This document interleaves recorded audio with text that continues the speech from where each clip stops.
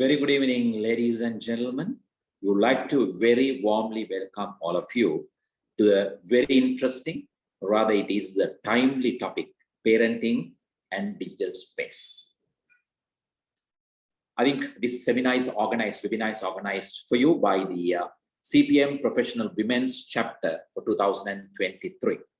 Let me just start with a preamble about this topic and then we go to the agenda. The modern digital world has provided various opportunities for children and teenagers for their learning, creativity, and socialization. Navigating children and teenagers in the digital world has become increasingly complex and challenging, especially after the pandemic. Children and teenagers are exposed to various online content and platforms, from social media to video games, etc., where there are no limits for them to surf up and down. Parenting in the digital world has become ever more complicated as online platforms have become an integral part of their lives. So, ladies and gentlemen, today there's something special. We'll be doing this webinar in all three languages to enable everyone to understand what our eminent panelists are going to discuss with you. Let me just give a small preamble in Sinhala and Tamil as well. මාපිය භූමිකාව සහ digital අවකාශ යන මේ මාතෘකාව ඉතාමත්ම කාලින මාතෘකාවකි. නවීන digital ලෝකය ළමයින්ට සහ නව යොවුන්ගේ දරුවන්ට ඔවුන්ගේ ඉගෙනීම, නිර්මාණශීලීත්වය සහ සමාජගත කිරීම සඳහා විවිධ අවස්ථා ලබා දී ඇත. විශේෂයෙන් වසංගතයෙන් පසුව ළමුන් සහ නව යොවුන්ගේ පිරිස් ඩිජිටල් ලෝකයේ සැරිසැරි වඩා සංකීර්ණ හා අභියෝගාත්මක වී ඇත. ළමයින් සහ යෞවනයන් සමාජ මාධ්‍යවල වීඩියෝ ක්‍රීඩා දක්වා විවිධ මාර්ගගත අන්තර්ගතයන් සහ වේදිකාවලට නිරාවරණය වේ. එහිදී ඔවුන්ට ඉහළට සහ පහළට සැරිසරීමට සීමාවක් නොමැත. දෙමව්පියන් හැටියට තම දරුවන්ගේ අන්තර්ජාලයේ සැරිසරීම පිළිබඳ නිරීක්ෂණ කිරීම සහ ඒ පිළිබඳ යම්කිසි නීති මාලාවක් සැපයීම දෙමව්පියන්ගේ වගකීමක්. ඉතින් අද මේ මාතෘකාව තුළ ඔබට ඒ අවකාශය ලැබෙනු ඇත. நண்பர்களே, பெற்றோர் மற்றும் எண்முறை இடைவெளி என்ற தலைப்பிலான இந்த வெபினா இன்றைய நாட்களுக்கு மிகவும் ஒரு முக்கியமான வெபினாவாக காணப்படுகின்றது. நவீன எண்முறை உலகமானது குழந்தைகள் மற்றும் இளம் வயதினருக்கு அவர்களின் கற்றல், படைப்பாற்றல் மற்றும் சமூகமயமாக்கலுக்கான பல்வேறு வாய்ப்புகளை வழங்கியுள்ளது. குறிப்பாக தொற்று நோய்க்கு பிறகு எண்முறை உலகில் குழந்தைகள் மற்றும் மற்றவர்கள் அதிக அளவில் சிக்கலானதாகவும் சவாலானதாகவும் மாறியுள்ளது. குழந்தைகள் மற்றும் இளம் பருவத்தினர் சமூக ஊடகங்கள் முதல் ஆழ்நிலை, காணொளி போன்ற பல்வேறு ஆணலை உள்ளடக்கங்கள் மற்றும் பல தளங்களுக்கும் வெளிப்படும் வாய்ப்பு அதிகமாக இருக்கின்றது. ஆகவே பெற்றோர்கள் என்ற முறையில் எங்களுக்கு அதிகமான ஒரு பொறுப்பு இருப்பதைத்தான் இந்த கருத்தில் நாங்கள் கலந்தாம். So, ladies and gentlemen, without taking much of the time, as per the agenda, I would like to invite a very prominent gentleman to make the welcome speech. That is none other than the founder of the CPM, president of the CPM Sri Lanka, Professor Lakshman R. Vatavala. Sir, over to you. Thank you very much, Mr. Sumendra. I must also thank you for moderating this session and also giving the introductions, and as you know, you will be responsible for the conduct of this session. So let me thank you for making yourself available, and I know that it was a very good introduction that you gave of this topic of parenting and digital space. Now this is something that I think at the moment is really reaching the headlines of very many newspapers of various stories that are coming. So first of all, I must thank our committee, the CPM Professional Women's Chapter. I think we have just recently formed this committee, and we have the chairperson here, Ms. Kani Punchiheva, and for immediately getting into action and looking at something that is really required, how we should educate the parents in this new digital era. So I must thank them and also our director, Mr. Dilshan Arsuguratna, and of course our coordinator, Ms. Achini, who's been doing an excellent job. So let me thank all of them for their excellent work. And on the digital, as what Mr.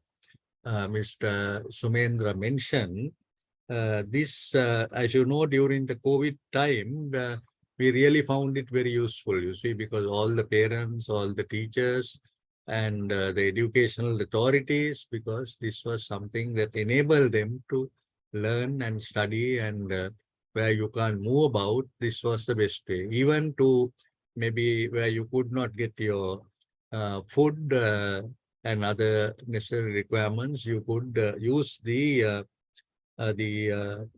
digital means to do it. But today, actually, this webinar is going to tell you not only how you can do them, but the precautionary measures that parents should take. Because parents will always buy their children maybe a mobile phone, and then it will have all the facilities, because today some of these things are available well. So I know that we have a very learned panel, and where they will be able to tell about the dangers that are there, because you know, controlling this is not a easy thing, because these instruments are with the children. So then how one could really maybe tap them and then see that they will not use it for other purposes. Now, Mr. Sumendra mentioned on the social side. Now, that might be one area which can be misused. So we have to be very cautious. And so that's why this seminar is there to educate the parents as to how they should protect their children from any abusers that could be there in this use of the digital means that are there. So children are, of course, the main, maybe the people who are succumbing to this, and we also find that maybe a lot of, if you look at the papers, that a lot of maybe messages exchange, and ultimately they can result in a lot of wrongdoings. And then, of course, our legal, we are also having an expert on the legal side who will tell you as to what legal action can be taken. But I suppose before taking legal action, you need to take the legal precautions. So that's something that we should see and try to educate. This will be the start, but then we are hoping that this will give a very good maybe start to spread this around. How we can spread it to the parents, so that if they are versed on these different techniques that are there at the end, that you will be able to gain an insightful knowledge on how your parenting skills should be adopted in this digital age. Because today everything can be used, but we need to see how carefully that we can use, and how the law will also protect. So I'm very happy that our learned speakers have accepted our invitation, and they are here to speak to those who have registered. Actually, we had more than 167 registered. That's why I'm wondering that at the moment still the numbers are coming. It's slow. So whether they are going home or whether they are on their way home, that's something that may be troubling this Mr. Sumendra. But I'm sure that the numbers would come in even a little later. And so I wish our webinar all success, and for the parents, that ultimately that this will be a learning exercise, because today we all have to learn, because in professional circles we have what is called continuing professional development. So you have to learn new things, especially in this age. And when you learn new things, you should also know how to protect yourself and also not be harmed by others. So let me thank everyone, and also the people who have been our staff members, the director and Achini, who have been helping in this. And over to you, Mr. Sumendra. I'm sure that you will be able to give the necessary. I think he mentioned that all 3 languages. So if anyone has any questions, I think they can send it on Q&A, or you can also give them an opportunity to ask the question. So thank you very much. And I'm sure that this would be a great success. Thank you, sir. As always, your speech is very inspirational. So, ladies and gentlemen, that is our founder president and the president of CPM, Professor Lakshman R. Vattola. Thank you very much, sir. Let me just give you a small introduction about today's agenda. As Professor mentioned, we have three learned and also prominent panelists. I'll just introduce them first. We have Dr. Shamil Appadure.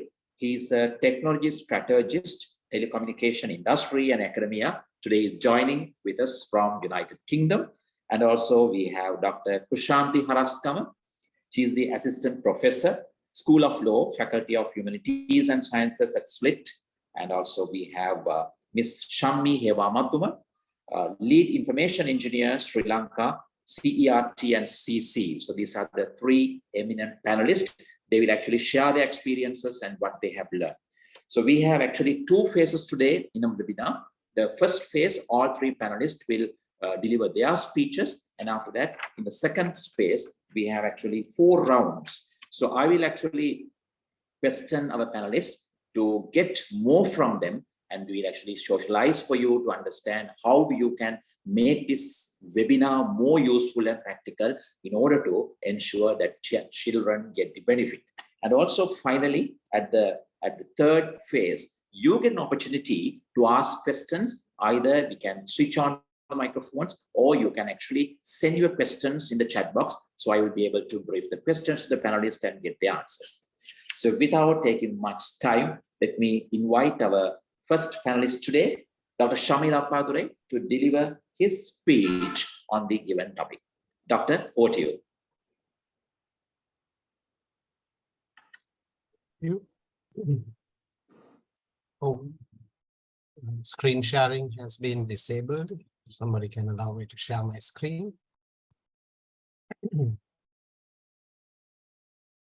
Yeah, I'll give it now 1 minute. Huh? Sorry about that. Right, fine, okay. Okay. Yeah.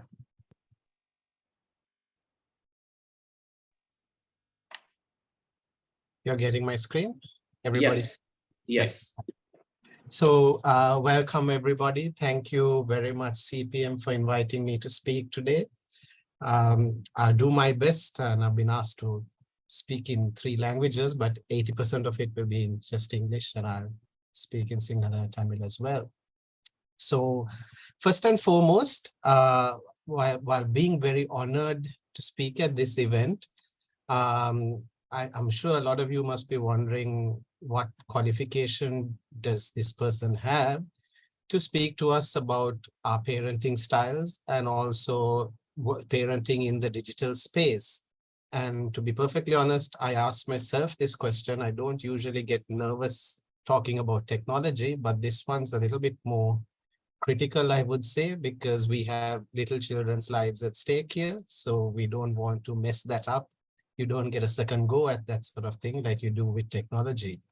So first and foremost, so my background is in engineering and I've been in the telecom space. So perhaps you would think that would be, I would know how the digital space works and how information is routed, and maybe that would be a great help in being a good parent, particularly in policing the online activities of your child. Maybe it's because I understand mathematics and panels and psychology and things like that. Perhaps that would give me an edge. I've been asked to speak in 3 different languages. I don't know if that, I think I can probably speak 2 of them okay, but the third one is a bit iffy to say the least. And I've also been a teacher. I've lectured at various universities and in schools and things like that. But reflecting on this, I don't think any of these factors actually matter when one is called upon to make a talk of this nature. So I am qualified, I believe, to speak to you about parenting in the digital space, primarily because I am a parent myself. And I think all of you who are listening to this, there is no shirking this responsibility. as parents, I think our children are our primary responsibility, no matter what the job or anything else demands of you. And therefore, we are qualified. And no two families or no two parenting styles will be similar. And neither of them are necessarily right or wrong. We find our way as we go. So today is a bit, I'm not here to lecture you and say, follow this method, because as I speak to you, you will understand, and I'll be very honest, there are many places I have failed as a parent as well. This is, we learn on the go, right? While parents have been around, I mean, the population has been, humans have been around for so many thousands of years. Parenting has always been there, but I think everybody is a parent for the first time and relearns it from scratch. There is no manual or textbook you can learn to be a good parent. So I think the things how I tackle this is I try to look at how things were when I was growing up and what my parents allowed me to do and what the world has become today. So in technology, we always say you have to move with the technology, you have to keep abreast. And I think a lot of that is true even with the parents. Oh, sorry. I'll just give a quick recap in Sinhala. So, බොහොම ස්තුතියි මාව මේකට අඬ ගෑවට මගේ සිංහල එච්චර හරි නෑ. මම සිංහල ඉගෙන ගත්තේ ඉස්කෝලේ ක්‍රිකට් ගහන විතරයි. කොහොමටත් මම පුළුවන් තරම් මම මේ විස්තර ඔයගලන්ට කියන්නම්. මම මේක මගේ සුළුසුකම මේ කතා දෙන්න ඇත්තට මම තාත්තා කෙනෙක්ින්ද. ඒක නැතුව මම ඉගෙන ගත්ත ඒවා ටෙලිකොම්ස් ඒ ඔක්කොම වැඩක් නෑ. ළමයි ඉන්නකොට ඒ වැඩේට සුළුසුකම එන්නේ ඔයගලන්ට ළමයි තියෙනවා විතරයි. என்ன இந்த இப்படி வந்து உங்களுக்கு பேசுறதுக்கு எனது குவாலிஃபிகேஷன்ஸ் வந்து நானும் ஒரு தகப்பன். நான் தகப்பன் படியாதான் நான் உங்களுக்கு இப்படி பேச இயலும். ஏனென்றா நான் படிச்சது எல்லாம் டெலிகம்யூனிகேஷன்ஸ் எல்லாம் பிள்ளைகள் இருக்கக்குள்ள அது தேவையில்லாதது. எல்லாருக்கும் பிள்ளைகளோடு இந்த இன்டர்நெட் பாவிக்கிற முறை எல்லாம் நல்லா உங்களுக்கு ஏற்கன மாதிரி நீங்க சொல்லி கொடுக்க வேணும். அது நான் என்ன பிள்ளைகளோட எப்படி இருக்கிறேன்னு நான் உங்களுக்கு கொஞ்சம் கொஞ்சமா சொல்றேன். So coming back, so in my day, we were a lot more carefree. The internet wasn't invented. I was just on the cusp of it coming in. But when we were in school, for example, everybody drank tap water. Isn't that right? I'm sure most of us growing in, we just drank tap water. Yeah, my parents were a bit scared saying you get appendix and this and that. We would boil water and filter it at home. But when you go out in school, yeah, you just drink tap water when you're tired. Nobody carried bottles. Today, certainly with my children, I make sure that they take a bottle of water and go, and it's clean boiled water and so on and so forth. So similarly, there are other things. We learned to ride a bike in slippers or barefoot. We learned on the road, we fell, we got wounded, we went triple. In the UK, by the way, you'll never ever see anybody doing double on a bike. I think that's quite unique, and I did it once with a friend, and the number of odd looks I got was unbelievable. But just see how happy these kids are. Cycling is a life skill, and you just have to learn it, right? But today, when my child was learning to drive, helmet, arm guards, knee guards, guide wheels, you name it, to begin with, make sure the bike is the correct size. Earlier we just got hand-me-down bikes. And, we're so much more cautious about these things. So I think you're getting the gist of what I'm trying to say. අපි පොඩි කාලේ අපේ තැප් වතුර තමයි බිව්වේ. හැබැයි දැන් මගේ ළමයි ඉස්කෝලේට යද්දී මං වතුර බෝතලක් එවනවා, ලන්ච් පෙට්ටියෙන් කෑම දාලා එවනවා. බයිසිකල් පදින්න ඉගෙන ගත්තේ නිකන් සරපු දාගෙන සයිසස් දෙකක් තුනක් අඩාට් බයික් එකක් පැද්දේ. හැබැයි දැන් ළමයි බයිසිකල් පදින්න උගන්වන්නකදී අපි මුලින් ගයිඩ් වීල්ස් දානවා, හෙල්මට් දානවා, ආම් ගාඩ් දානවා, ඔක්කොම දානවා. මේ ළමයට බයිසිකල් පදින්න උගන්වන්න. ඉතින් දැන් කාලේ පොඩ්ඩක් වෙනස්. நாங்க சின்னனா இருக்கக்குள்ள நாங்க பைப்ல இருந்து தான் தண்ணி குடிச்சுனாங்க. ஆனா இப்ப ஸ்கூலுக்கு போறதெல்லாம் பாட்டில் வாட்டர் தான் குடிக்கிறோம். பைசிக்கிள் ஓட்டுறதுக்கும் நாங்க முந்தி தனியா தான் அது கற்றுக்கொண்டோம். ஆனா இப்ப பிள்ளைக்கு பைசிக்கிள் ஓட்டுறதுக்கு போறதுன்னா ஹெல்மெட் எல்லாம் கொடுத்து தான் அவங்களை அனுப்புறது. So parenting style has also changed. There was a time, and I think you might find it still even in schools here, where there is this philosophy that children should be seen and not heard. I remember when I used to go to assembly and all, like a small thing, we used to actually walk with a finger on our lip and go to this thing so that we don't talk and all this sort of thing. Corporal punishment, really big deal. And I'm guessing it's still, not guessing, I know for a fact it still happens in Sri Lanka, but it shouldn't be happening. And there are modern methods of teaching, and it's all to do with the mental health and well-being of your child. I know people will say, you know, we got caned at school.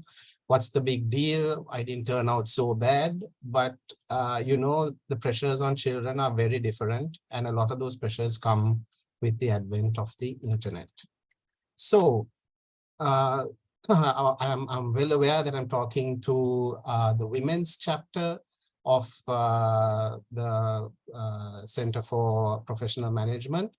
But I think this is something that has changed, and I've certainly made a conscious effort. So I'm not making any specific comments to anybody. In general, in Sri Lanka particularly, there seems to be an onus on the mother to really look after the children.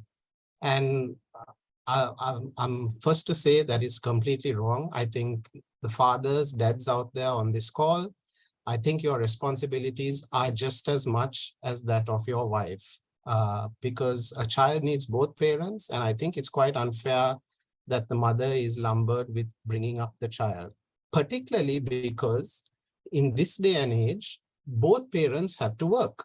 And it's not necessarily a fashion or choice, this thing. People are forced. I mean, economic conditions are such that both parents actually have to work. So I think having said that, for the mother to then have to get up in the morning and make everyone's breakfast and this and that, and then come back, go to work herself, come back and then see to the food and the homework and all that of the child is probably a very, very unfair thing. And I think dads out there, I think it's time we all pulled our socks up and were more involved in the bringing up of our children. So the moms usually would have been the housewife who would cook the food. Now, and this is where I'm perfectly honest with you, if I'm running late to school and my child needs lunch, I'd put it in the lunchbox. Pereira and Sons or something would have been the first stop. Quickly drop there, get the sausage roll or something, put it in the lunchbox, and phew, I've done my duty, right? So we take these shortcuts because there's convenience. And Pereira and Sons, I mean, okay, I mentioned Pereira and Sons, but whatever that was the first thing that came to my mind. But whatever the local on the way fast food joint is a stop for many people to give their kids food at school. I mean, growing up, there's probably a canteen in the schools, but you know, there are other things to deal with. So here are some pictures from the West of parenting, say in the 70s, 80s. Look at this cable car on the left. You know, there are no seat belts, nothing. There are hundreds of feet in the air on a cable car, and all the mother is doing is putting her hand across and protecting the child. But they both got big smiles on their face, and it's been good. Look at the second picture down there. Parents going on a family trip. The baby is not strapped in, no special car seat or anything like that. And the question I would ask when I look at this picture is, are they wrong? Are they crazy? What are they doing? But more importantly, I think what you should ask yourself is, actually, I quite like this. The parents are at least involved in their children's lives. They're taking them on some sort of excursion. They're going on a family trip. Yeah, the safety measures are the safety measures of the time they were growing up. So you can't really point fingers, but they were involved in the lives of their children. So this is one of the main points I want to make. The first thing as parents we need to do is, regardless of technology or anything else, we are all very busy, but we need to make time for our kids. Okay. So that's what I like to say. So here's the general difference now. You know, earlier we didn't have much entertainment. We would just go out and play, but now kids are predominantly on the phone. And again, I'll be perfectly honest, when I'm busy right now to keep my son, I've got two sons aged 8 and 10, to keep my little fellow from barging in this room and disturbing this, I've actually given him a digital device and said, yeah, watch your YouTube. Please don't come and disturb me for the next 2 hours. So I do it even now.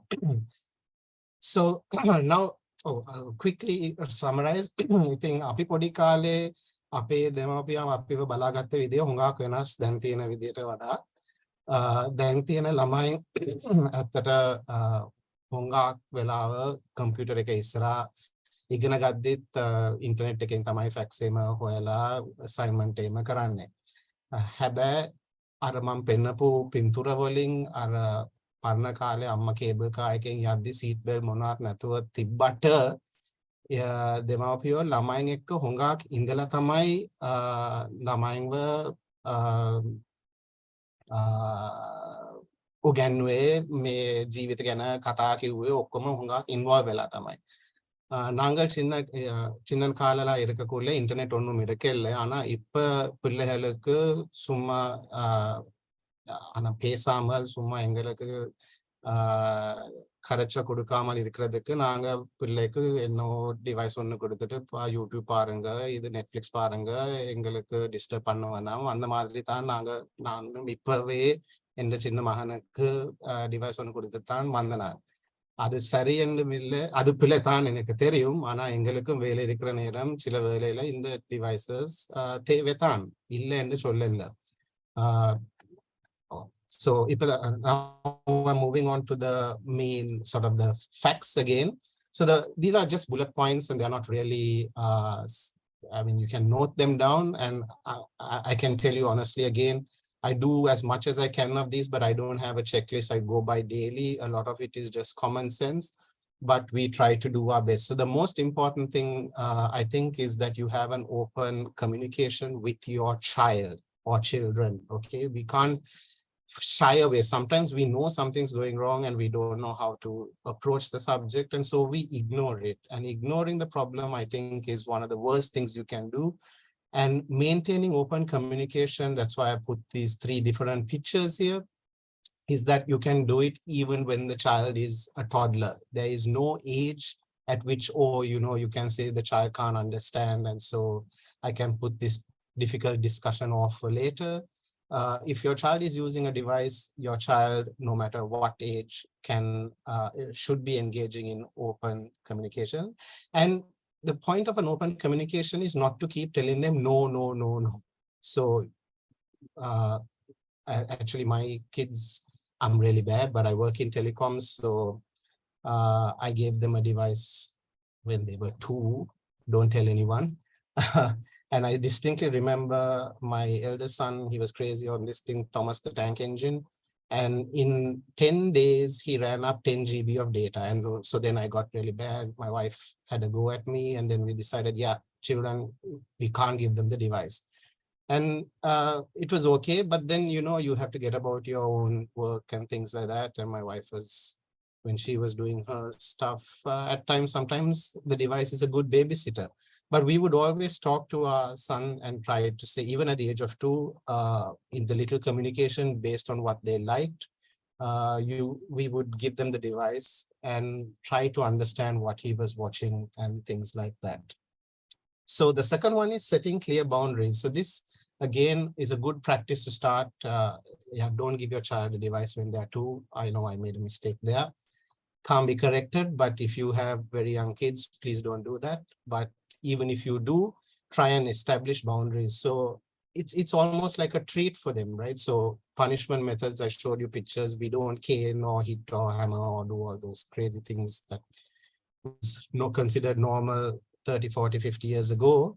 But what is important is that you establish clear boundaries. So if they have a device and you say, okay, from 6 to 7 p.m., you can watch not what you want, but with my supervision, you can watch these things. That's fine. And actually, these devices are very good educational tools. So kids today, I would say, we call them smarter, but actually they've been exposed to a lot more facts and figures and discussions and things like that. And they learn all that off the internet or of these devices. So my 8-year-old son was telling me that this is the 25th anniversary of the Titanic movie and that the Titanic sank in 1912 and gave me a big story about the Titanic. And he's even coming up with conspiracy theories about it didn't hit an iceberg and things like that. And interesting discussion. So I do my best to try and engage in the discussions because that is what makes this digital space actually beneficial. It's not all bad. And you have to embrace this technology, but you have to embrace it within these boundaries. So the next point is that you should what should works, yeah. අපි මේ අපේ ළමයින් එක්ක හැම වෙලේම පුළුවන් තරම් කතා කරගෙන තමයි මේ devices එහෙම දෙන්න ඕනේ. ඒගොල්ලන් මොකද්ද බලන්නේ කියලා ඒගොල්ලන් එක්කත් කතා කරලා participate වුණා නම් හොඳයි. எங்களோட பிள்ளைகளோட இந்த டிவைசஸ் எல்லாம் கொடுக்கக்குள்ள நாங்களும் அவங்க என்ன பாக்குறாங்க அந்த பார்த்த கதையை பற்றி கேள்விகள் எல்லாம் கேட்டுத்தான் நாங்க இருக்கணும்னு தான் நான் சொல்றது. நாங்க இயலுமான அளவுக்கு நான் அப்படித்தான் செய்றேன். இது சரியோ பிள்ளையோ எனக்கு தெரியாது. ஆனா அப்படித்தான் நான் என் பிள்ளைகளை நான் பிள்ளைகளுக்கு சொல்லிக் கொடுக்கிறேன். So educate, yeah. So the this one I think is a bit rather important, and it becomes more important as the children get older. Is that they need to know about online safety. Okay, so I think as adults we need to know a lot about that as well. Tamil, can you enlarge the script? Yeah, actually there are some pictures. Right. Sorry. So the text is not so important. It's just that you need to know about digital scams and things like that online. So the first thing that you need to do is there are these acronyms, so it's called SAFE. So you should always speak to somebody if you are in trouble, ask an adult, encourage your children to ask an adult. And friends are actually the real people you know. If you never met someone online and you accept them as a Facebook friend or something like that, you know, you have to be really, I would suggest you are a lot more careful on whom you accept as your friends and how much time you pay to them if you don't know them that well, because there is nothing to beat physical interaction. And now there is a lot of, I don't know, the adult term is catfishing and things like that, but you've got to be very, very alert, particularly with your children. And of course, it's a time for enjoyment. So please, I'm not saying don't use it. I will never ever advocate a ban on devices, whether it be for your children or for adults, but you need to understand the rules under which you operate. So even when we were small, we played in a ground. My parents' rules were by 6 p.m. you need to be back home. That was at least a rule and a boundary. So same story, even in the digital world.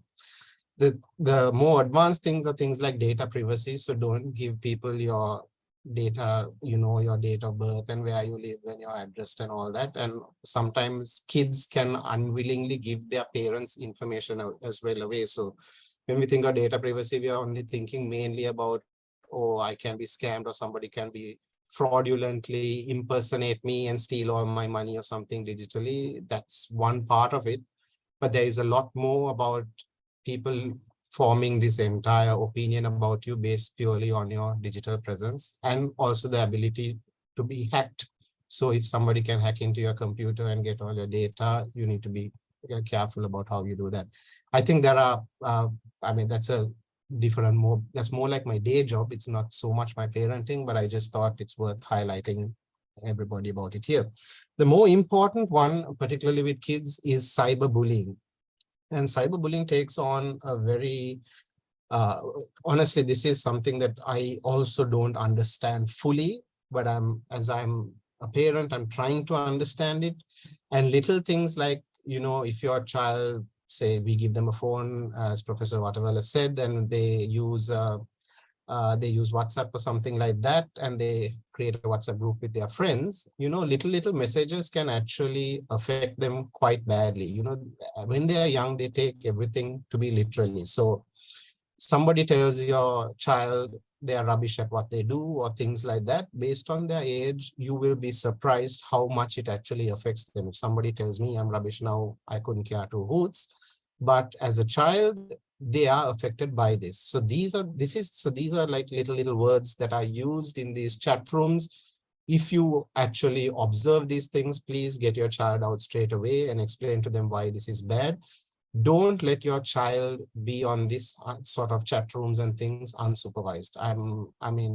if you have established open communication with your children, they should not be too bothered that you're invading their privacy, and you must respect their privacy. So it's not like you look at every single word that's being said, but if you notice a behavioral change in your child, and I'm guessing these sorts of things happen more when they are, say, 10 to teens years, where these things can have a very significant impact. And I think your alertness has to increase a lot more at this stage. So cyberbullying, it's a huge subject on its own, but just be aware of it. And what would look like a harmless message can actually have pretty dire consequences. So the next one is be a positive role model for your child. So what that means is, we should, as the saying goes, practice what we preach. So in all honesty, I can say I do that, but unfortunately, I also preach some of my failings. So that is my get out of jail clause here. But the point to remember, and I just like this quote, is that children have never been very good at listening to their elders. So if you tell your child, don't do this, don't do that, all that, it might go in through one ear and come out through the other, but they have never failed to imitate their elders. So even a 2-year-old is watching you like a hawk. They will copy your mannerisms and all these sorts of things. So if you don't set a good example on your digital behavior, parents, dads, the content you are watching, don't think you're watching alone. You might think your child is asleep, but one eye might be open over your shoulder watching what you are watching. So be very, very alert, because this is the example you set for your children. මේ internet එකේ යද්දී අර digital safety ගැන පොඩ්ඩක් බැලුවා නම් හොඳයි. මේ අනිත් මිනිස්සු හැක් කරන වැඩේ ගැන විතරක් නෙමෙයි, අපේ පර්සනල් ඩීටේල්ස්, ඒ කියන්නේ ඇඩ්‍රස් එකයි ඩේට් ඔෆ් බර්ත් එක ඔක්කොම සමහරලාට අපේ ළමයි දන්නේ නැතුව දෙමාපියන්ගේ ඔය ඩීටේල්ස් ටික දන්නේ නැති කට්ටියට එවනවා ඉන්ටර්නෙට් එකෙන්. මොකක් හරි ලොගින් වෙන්න හරි පාස්වර්ඩ් මේ සයින් ඉන් කරගන්න හරි මොකක් හරි එකක් කිව්වම ඉතින් ඒවා පොඩ්ඩක් පරිස්සමෙන් බලා ගන්න. අනිත් එක අපේ ළමයි අපි දිහා බලලා තමයි ඒගොල්ලොත් හැසිරෙන්නේ. අපි මොනවා කිව්වටත් ඒගොල්ලන් ඒවා අහන්න ඉන්න නැතුව අපි මොකද්ද කරන්නේ කියන තමයි උන්වහන්ම වැදගත් දෙයක්. ඉතින් අපි ඉන්ටර්නෙට් එක පාවිච්චි කරන වැඩ ගැනත් අපි කවුරු හරි අපි පස්සෙන් බලනවා කියලා හිතාගෙන තමයි මේ වැඩේ කරගන්න ඕනේ. இன்டர்நெட்ல போகக்குள்ள அந்த எங்கட அட்ரஸ் எல்லாம் டேட் ஆஃப் பர்த் எல்லாம் எங்களுக்கு தெரியாம எங்கட பிள்ளைகள் சில வேளையில இந்த ஆப்ஸ் எல்லாம் சைன்இன் பண்றதுக்கு அவங்க கேட்கறாங்க. அவங்க சின்ன பிள்ளை என்னபடியா தெரியாமல் அங்கட டீட்டெயில் பேரண்ட்ஸ் டீட்டெயில்ஸ் எல்லாம் அவங்க கொடுத்துட்டு அவங்களோட கேம்ஸ் எல்லாம் அடிக்கிறாங்க. அந்த வேலை கொஞ்சம் க்ளோஸா பார்த்தா நல்லமென்று தான் நான் சொல்றேன். மற்றது பிள்ளைகள் நாங்கள் என்ன செய்யறது அதை பார்த்து தான் அவங்களும் செய்யறாங்க. நான் எவ்வளவு சொன்னாலும் வாயால சொன்னாலும் அந்த சொல்றது ஒரு காதுல போய் மற்ற காதுல வெளியே வரும். ஆனால் நாங்க என்ன பாக்குறது, நாங்க எப்படி இன்டர்நெட் பாவிக்கிறது, அதெல்லாம் தான் எங்கட பிள்ளைகள் பின்னால இருந்து பாக்குறாங்கன்னு யோசிச்சு தான் நாங்களும் internet பாவிக்கணும். So finally is engage in their digital world. So you should actually take an interest in your child's digital activities, and not just for school work. So only when an assignment comes, you don't try to be a wonderful parent and say, yeah, here's the stuff on this and that. But even when they are playing games and stuff like that, I think it's very important that you spend time and talk and watch stuff with them, and also ask about their digital experiences. So ask them what they liked on the internet, what they didn't like on the internet, any friends they made on the internet. All those things are actually very, very important. Adults can learn a lot from online gaming, and online gaming is actually quite educational. So there are lots of stuff that's good for kids, and again, you shouldn't just give them something so that they leave you alone and you have some peace. You give it to them and you should engage with them. So this is a positive way of using the digital space with your children.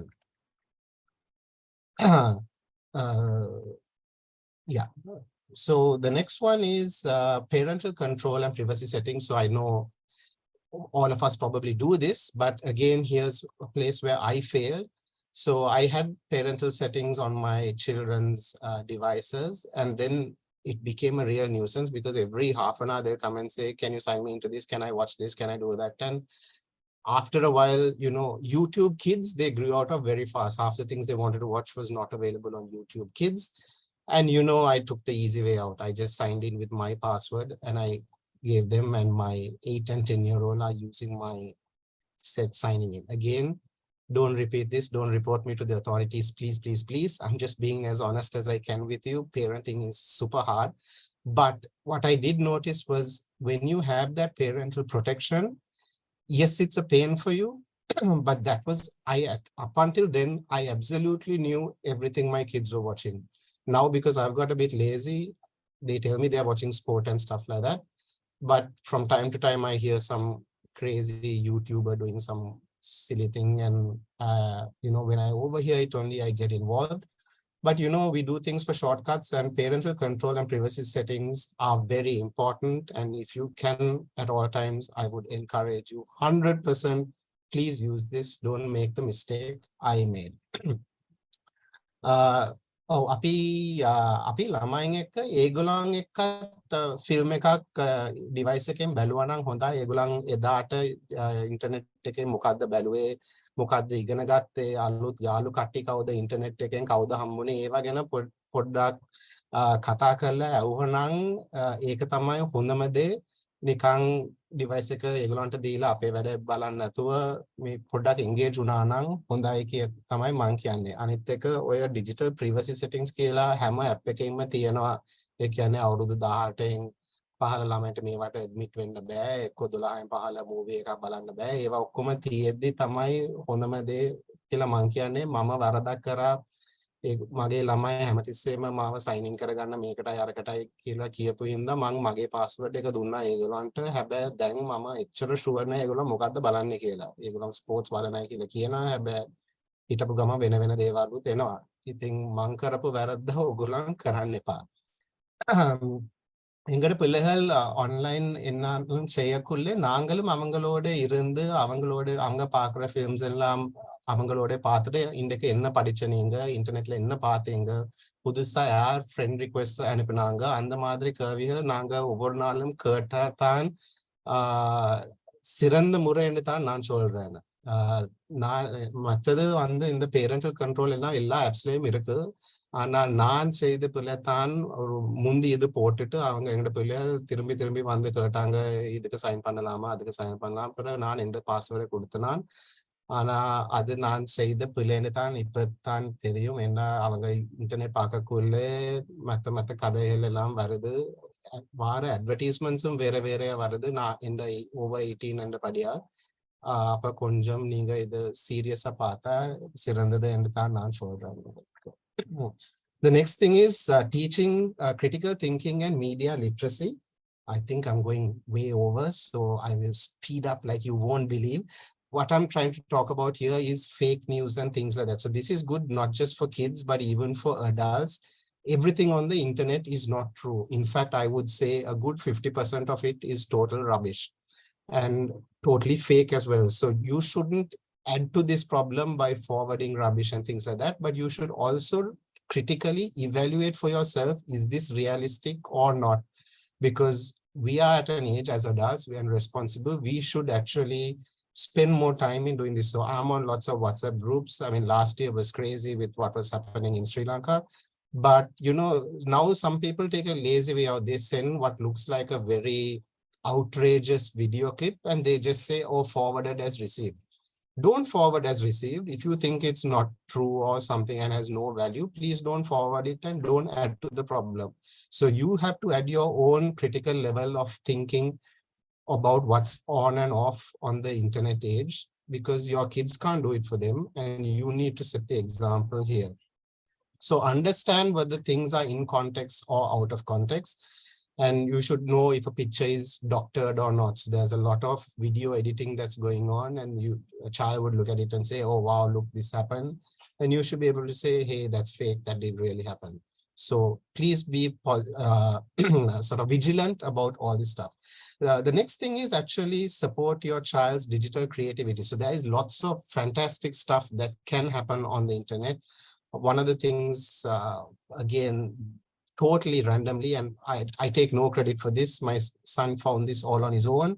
But when he was 6, he found little art courses on YouTube. And my kids, I don't think are very artistic at all, but they're very good at copying someone's drawing style, and they teach you this stuff on the internet. So it was a creative use, a very good creative use of their time. And I think there are lots of apps. You can teach them to play the piano online, or you can watch lots of Disney stuff, lots of educational material.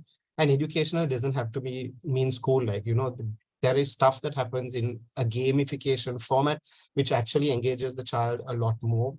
And we could talk later about the education system. And I think our education system in Sri Lanka probably should embrace digital technology a lot more. But for now, I think there is fantastic stuff out there which you should encourage your child to use. Again, monitor and supervise. So just one thing I wanted to point out, don't ever let your child watch a device or anything with headphones on. I think that's the first way where they actually can drift away from you. So I have banned headphone usage of anything, because I want to be able to hear, at least from a distance, what they're watching. Do not give them an iPad the last thing at night. I think all of you must be aware, there is studies that show that, the light actually engages the brain so much that they can't fall asleep easily. And then that leads to other problems of depression and things like that. So internet last thing at night is an absolute no-no, and don't give them the headphones. Foster offline connection. So I don't think this is a surprise to you. Most people who give these talks would end with this. So try and play physical sport or activities with your kids. If you're not physically inclined, you can even teach them to paint, or you can teach them to play the piano or play an instrument. And, don't be such a niggly parent. So initially I was a bit like this. My children like to paint and all, but they'd make a serious mess in the house, paint everywhere, paint on the clothes, paint on the walls, all this thing. But I learned to relax about that, because sometimes I still have the room that they grew up in, which was like the playroom. It still has got their 2-3-year-old graffiti on the wall, and I'm actually loath to paint over it now because it's quite sentimentally attached to it. But I think I encouraged a little bit of creativity away from screens doing these sorts of things. And finally, just all of you, prepare for the digital future too. I mean, reading books is a fantastic activity, and even though you can read it on a Kindle or something like that, I think as much as possible, encourage your children to read a physical book.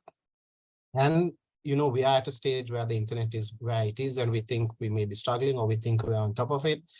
The next stage is going to be virtual reality and artificial intelligence. And are you as a parent ready for that for yourself, and for how your children are going to engage with artificial intelligence and all of that? So I'm done. So I'll just quickly summarize. So api ළමයින්ට මේ device එකක් දෙද්දි headphones එක දෙන්න එපායි කියලා මගේ ස්ථානය මොකද්ද ඒගොල්ලෝ මොකද්ද අහන්නේ කියලා අපිට තේරෙන්නේ ඇහෙන්නේ නැති හින්දා අපේ අර supervision එක පොඩ්ඩක් අඩු වෙනවා. අනිත් එක රැට අන්තිමට නිදා ගන්න කලින් device එක දෙන්න එපා. මොකද ඒගොල්ලන්ට නිදා ගන්න අමාරුයි. ඒක අර එළිය හින්දා පස්සේ depression එක mental issues එනවා ඒක ගැන. පුළුවන් තරම් physical activities එක ළමයින් එක්ක කරන්න. මේ හැමතිස්සෙම digital ගැන හිතන්න නැතුව එළියට ගිහින් cricket ගහන්න, football ගහන්න, sports කරන්න කැමති නැත්නම් instrument එකක් උගන්වන්න ළමයින්ට, නැත්නම් මේ art හරි painting වැඩක් මොකක් හරි මේ වගේ දේවලුත් කරොත් තමයි හොඳම දේ කියලා මම කියන්නේ. අනිත් එක දැන් ඉන්ටර්නෙට් එක මෙහෙම තිබ්බට ඉස්සරහට artificial intelligence ඔය virtual reality වගේ දේවල් එද්දී අපි ඒවට ලෑස්තිද අපේ ළමයින්ව කොහොමද බලාගන්නේ ඒකට. எங்கட பிள்ளைகளுக்கு ஹெட்ஃபோன்ஸோட அந்த டிவைஸை ஒரு நாளும் கொடுக்க வேண்டாம். ஏனெண்டா அவங்க என்ன கேட்குறாங்க என்ன பார்க்குறாங்க என்று சூப்பர்வைஸ் பண்ணுறதுக்கு சரியான கஷ்டம் அவங்க ஹெட்ஃபோன்ஸோடு அது பார்த்தா. மற்றது இரவைக்கு படுக்க முதல் டிவைஸை கொடுக்க வேண்டாம். ஏன்னா அதில் இருந்து வர வெளிச்சப்படியாக நித்திர போகாது. நித்திர போகாமல் இருந்தால் 2-3 நாட்களுக்கு அவங்களுக்கு மென்டல் டிப்ரெஷன் மற்றது அந்த மாதிரி பெரிய பெரிய நோய்கள் எல்லாம் வரையிலும். ஏனென்றா அதனால நான் சொல்றேன் இரவைக்கு டிவைசஸ் கொடுக்க வேண்டாம். மற்றது ஏழுமான அளவுக்கு பிள்ளையோடு வெளியே போய் விளையாடுங்க, ஸ்போர்ட்ஸ் என்னாலும் செய்யுங்க, இல்லாட்டி ஒரு மியூசிக்கல் இன்ஸ்ட்ருமெண்ட் படிப்பிச்சு கொடுங்க, இல்லாட்டி பெயிண்டிங் என்னாலும் செய்யுங்க. ஏன்னா இந்த மாதிரி பிசிக்கல் ஆக்டிவிட்டிஸ் ரொம்ப நல்ல பிள்ளையோடு செய்யக்குள்ள. இப்ப இன்டர்நெட் இப்படி இருந்தாலும் புத்தகங்க வாசிக்கிறது மிகவும் சிறந்த முறை என்று தான் நான் ஒவ்வொரு நாளும் சொல்றேன். மற்றது இன்டர்நெட்டும் மாற போகுது.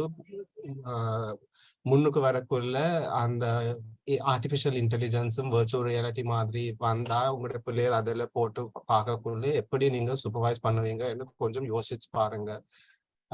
அவளும் தான் நான் இப்ப எனக்கு சொல்ல வேண்டியதெல்லாம் நான் சொல்லியிருக்கேன். Thank you very much. I am very sorry I went over, but I tried my best to speed up. Thank you. Thank you very much, Dr. Shamila Padure. I think you actually set the right platform for us to have a very fruitful webinar on the topic parenting and digital space. Let me summarize your speech later. Before that, I would like to invite our next panelist to deliver her speech. Let me just give a brief introduction about our next panelist. That is Dr. Kushanti Haraskama. Kushanti is an attorney at law as well as an assistant professor at the School of Law, Faculty of Humanities and Sciences at Sri Lanka Institute of Information and Technology. So Dr. Haraskama, over to you. I think you will take us through a very interesting and your experiences on the caption topic. Thank you, Sumendra.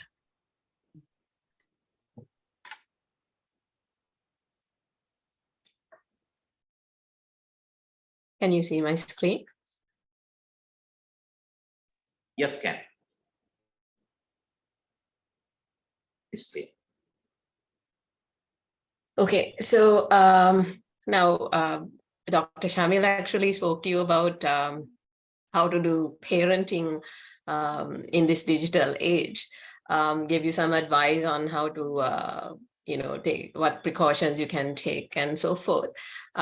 What I'm going to do is mostly actually to talk to you about the dangers on cyberspace, and also to talk to you a little bit about the available legal remedies that are available in Sri Lanka in this regard.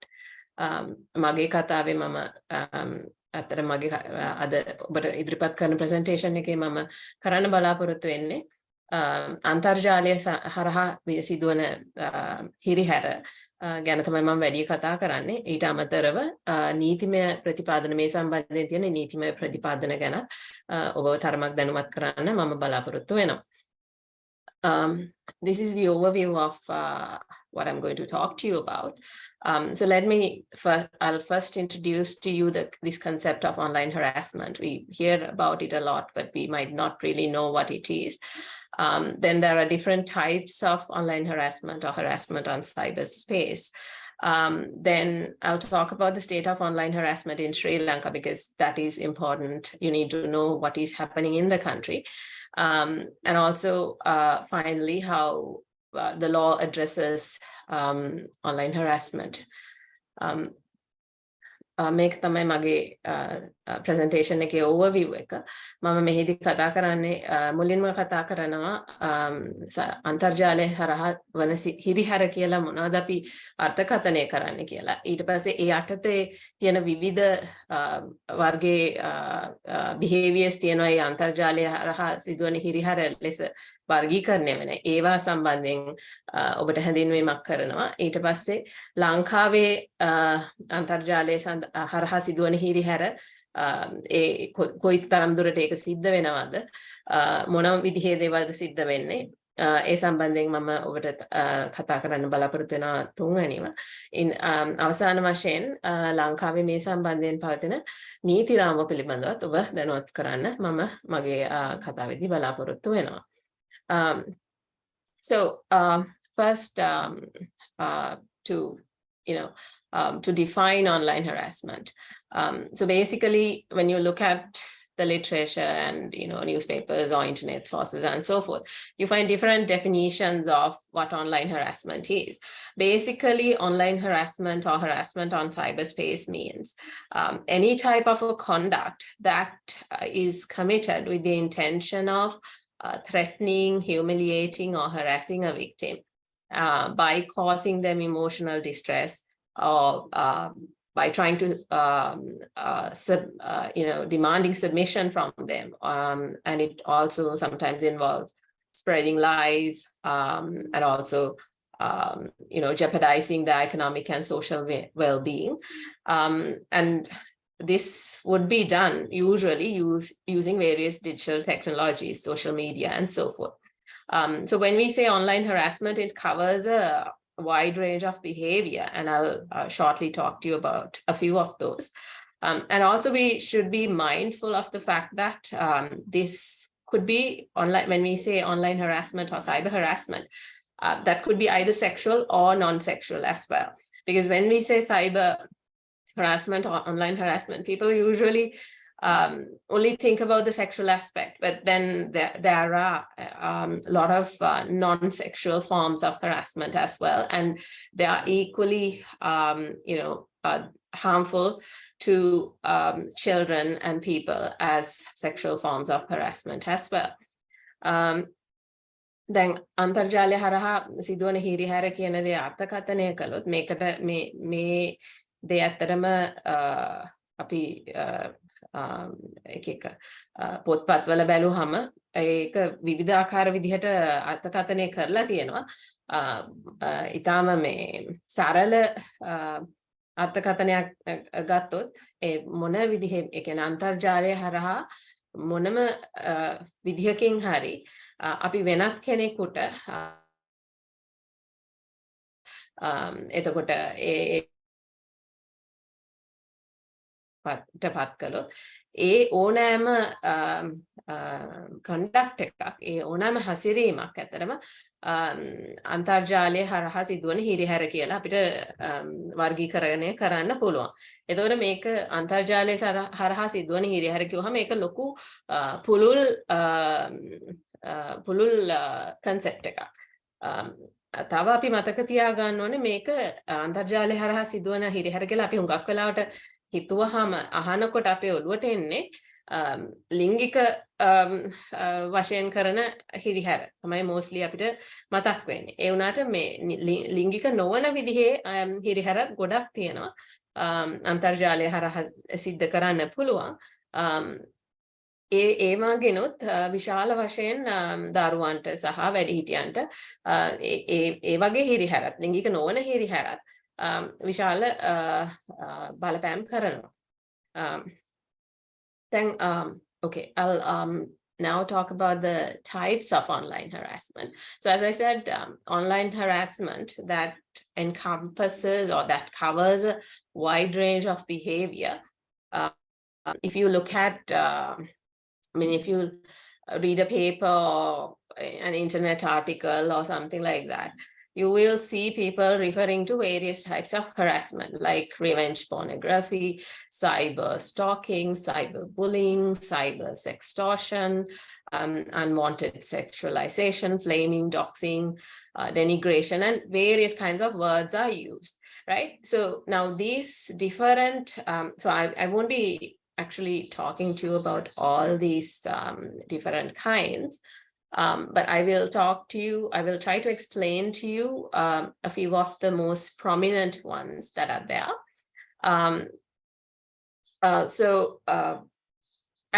Also keep in mind, although we have these different words to refer to certain types of behavior, sometimes, there are overlaps between this term in terms of this terminology as well. Now let me, so as I said, I'll talk about the most prominent types of harassment that can be seen, or most common. So revenge pornography is a very common type of online harassment that we hear of and that we see also. So revenge pornography, it's also referred to as sometimes non-consensual pornography or revenge porn. Basically, what this means is, the practice of distributing sexually explicit or naked photos or videos of someone without their permission over the internet, through social media, through emails, and so forth. And you may have, we hear of this kind of incidents even in Sri Lanka from time to time. We hear about, leaked sex videos and so forth, right?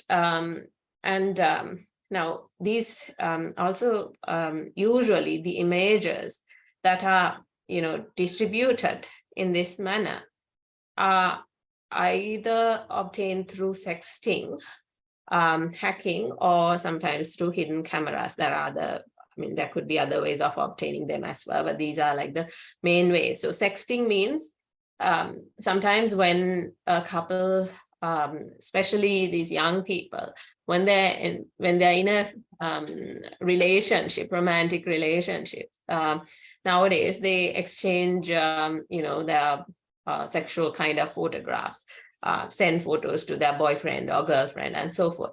And then what happens is when the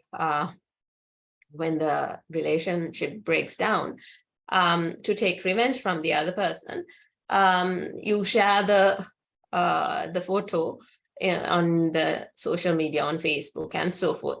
So that is basically what happens in revenge pornography, and this actually happens to a large extent, according to the research that I've done, but that this happens quite a bit in Sri Lanka as well.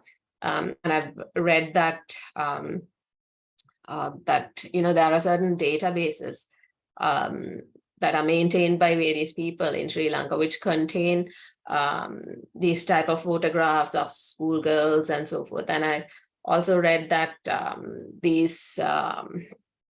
the people who maintain these databases apparently contact boys and ask them to send their girlfriends photos and so forth.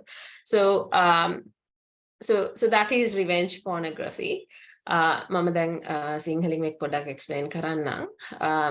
දැන් අපි මේ කොටසේදී කතා කරන්න යන්නේ විවිධ දැන් අන්තර්ජාලය හරහා සිදුවන හිරිහැර කිව්වහම ඒකේ විවිධ විදිහේ හිරිහැර සිද්ධ වෙනවා. අපි දැන් මොනවා හරි ආටිකල් එකක්, නිවුස්පේපර් ආටිකල් එකක් හරි වෙන පොතක් හරි පත්තරයක් හරි කියවුවොත් ඉතින් විවිධ වර්ගයේ හැසිරීම් ගැන අපිට කියවන්න හම්බ වෙනවා. මේවට ලිටරචර් වල විවිධ වචනත් කියනවා. පලිගැනීමේ චේතනාවෙන් කරන අසභ්‍ය ප්‍රකාශන, එතකොට හඹා යෑම, ඒ කියන්නේ අන්තර්ජාලය හරහා තව කෙනෙක් හඹා යෑම, සයිබර් ස්ටෝකින්, එතකොට අන්තර්ජාලය හරි ඩිජිටල් මීන්ස් හරහා සයිබර් බුලිං, ඒ කියන්නේ යම් කෙනෙකු පීඩාවට පත් කිරීම, ඒ වගේ විවිධ වර්ගයේ හැසිරීම් තියෙනවා මේ අන්තර්ජාලය හරහා සිදුවන හිරිහැර කියලා අපි ගත්තහම. මම ඇත්තටම ඒ සියලු වර්ග ගැන කතා කරන්නේ නැහැ. මම කතා කරන්නේ පොඩි හැඳින්වීමක් කරන්නේ most common වර්ග ගැන විතරයි. වැඩිපුරම බහුලවම සිදුවෙන එකක් තමයි මේ revenge pornography කියන එක.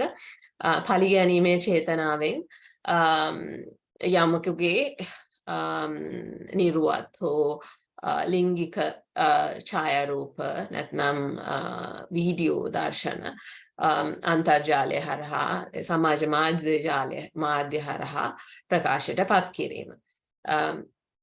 මේක සාමාන්‍යයෙන් සිද්ධ වෙන්නේ හුඟක් අර ටිපිකල් සිනාරියෝ එක තමයි.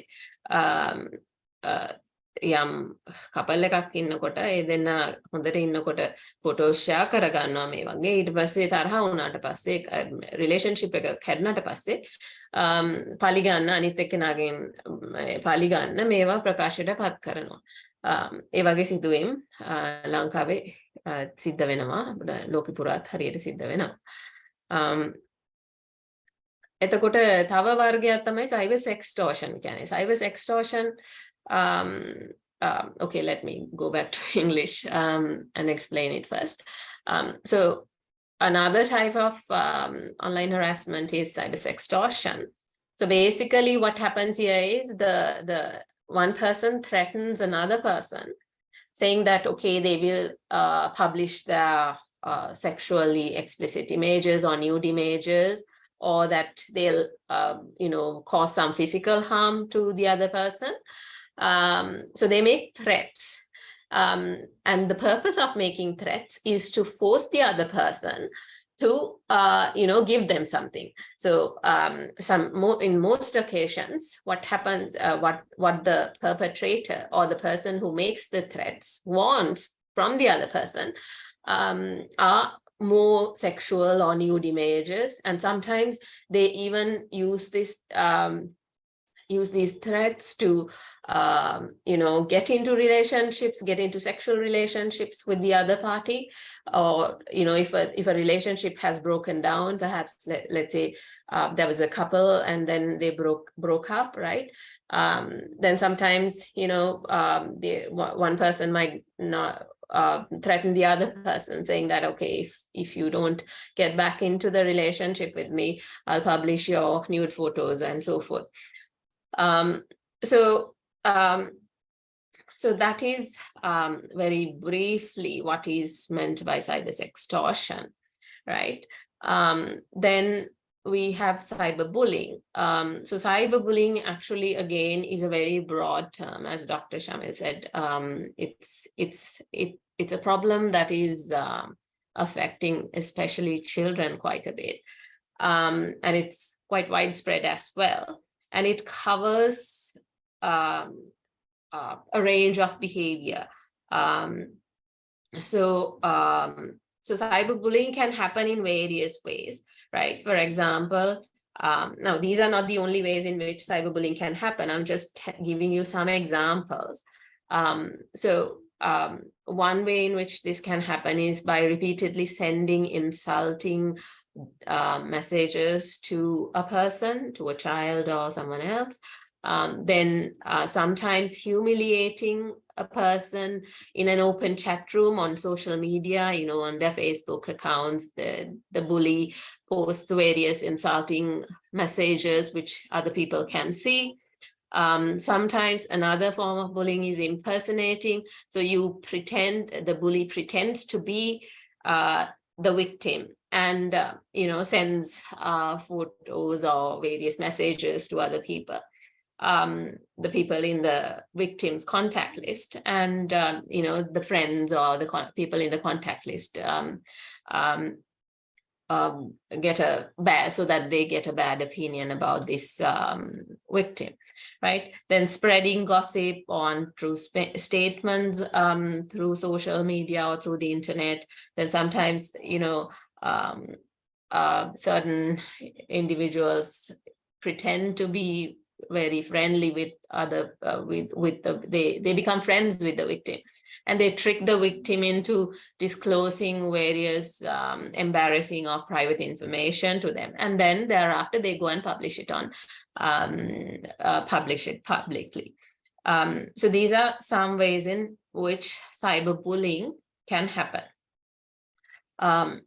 Then cyber sextortion කියන දේ ඒත් එක වර්ගයේ අන්තර්ජාලය හරහා සිදුවන හිරිහැර වර්ගයක් තමයි. cyber sextortion කියන එකේදී වෙන්නේ අතරම හුඟක් වෙලාවට යම් පුද්ගලෙක් තවත් පුද්ගලෙකුට තර්ජනය කරනවා එයාගේ ලිංගික හෝ නිර්වත් ඡායාරූප අන්තර්ජාලය හරහා පබ්ලිෂ් කරනවා, නැත්නම් දෙමාපියන්ට යවනවා, සෝෂල් මීඩියා වල දානවා, Facebook එකේ දානවා, ඒ වගේ කියලා. ඒ තර්ජනය කරන්නේ එයාට බෙනිෆිට් එකක් ලබා ගැනීම. එයාට ප්‍රයෝජන මොකක් හරි දෙයක් ආපහු අර අනිත් පුද්ගලයාගෙන් ලබා ගැනීමේ චේතනාවෙන් තමයි.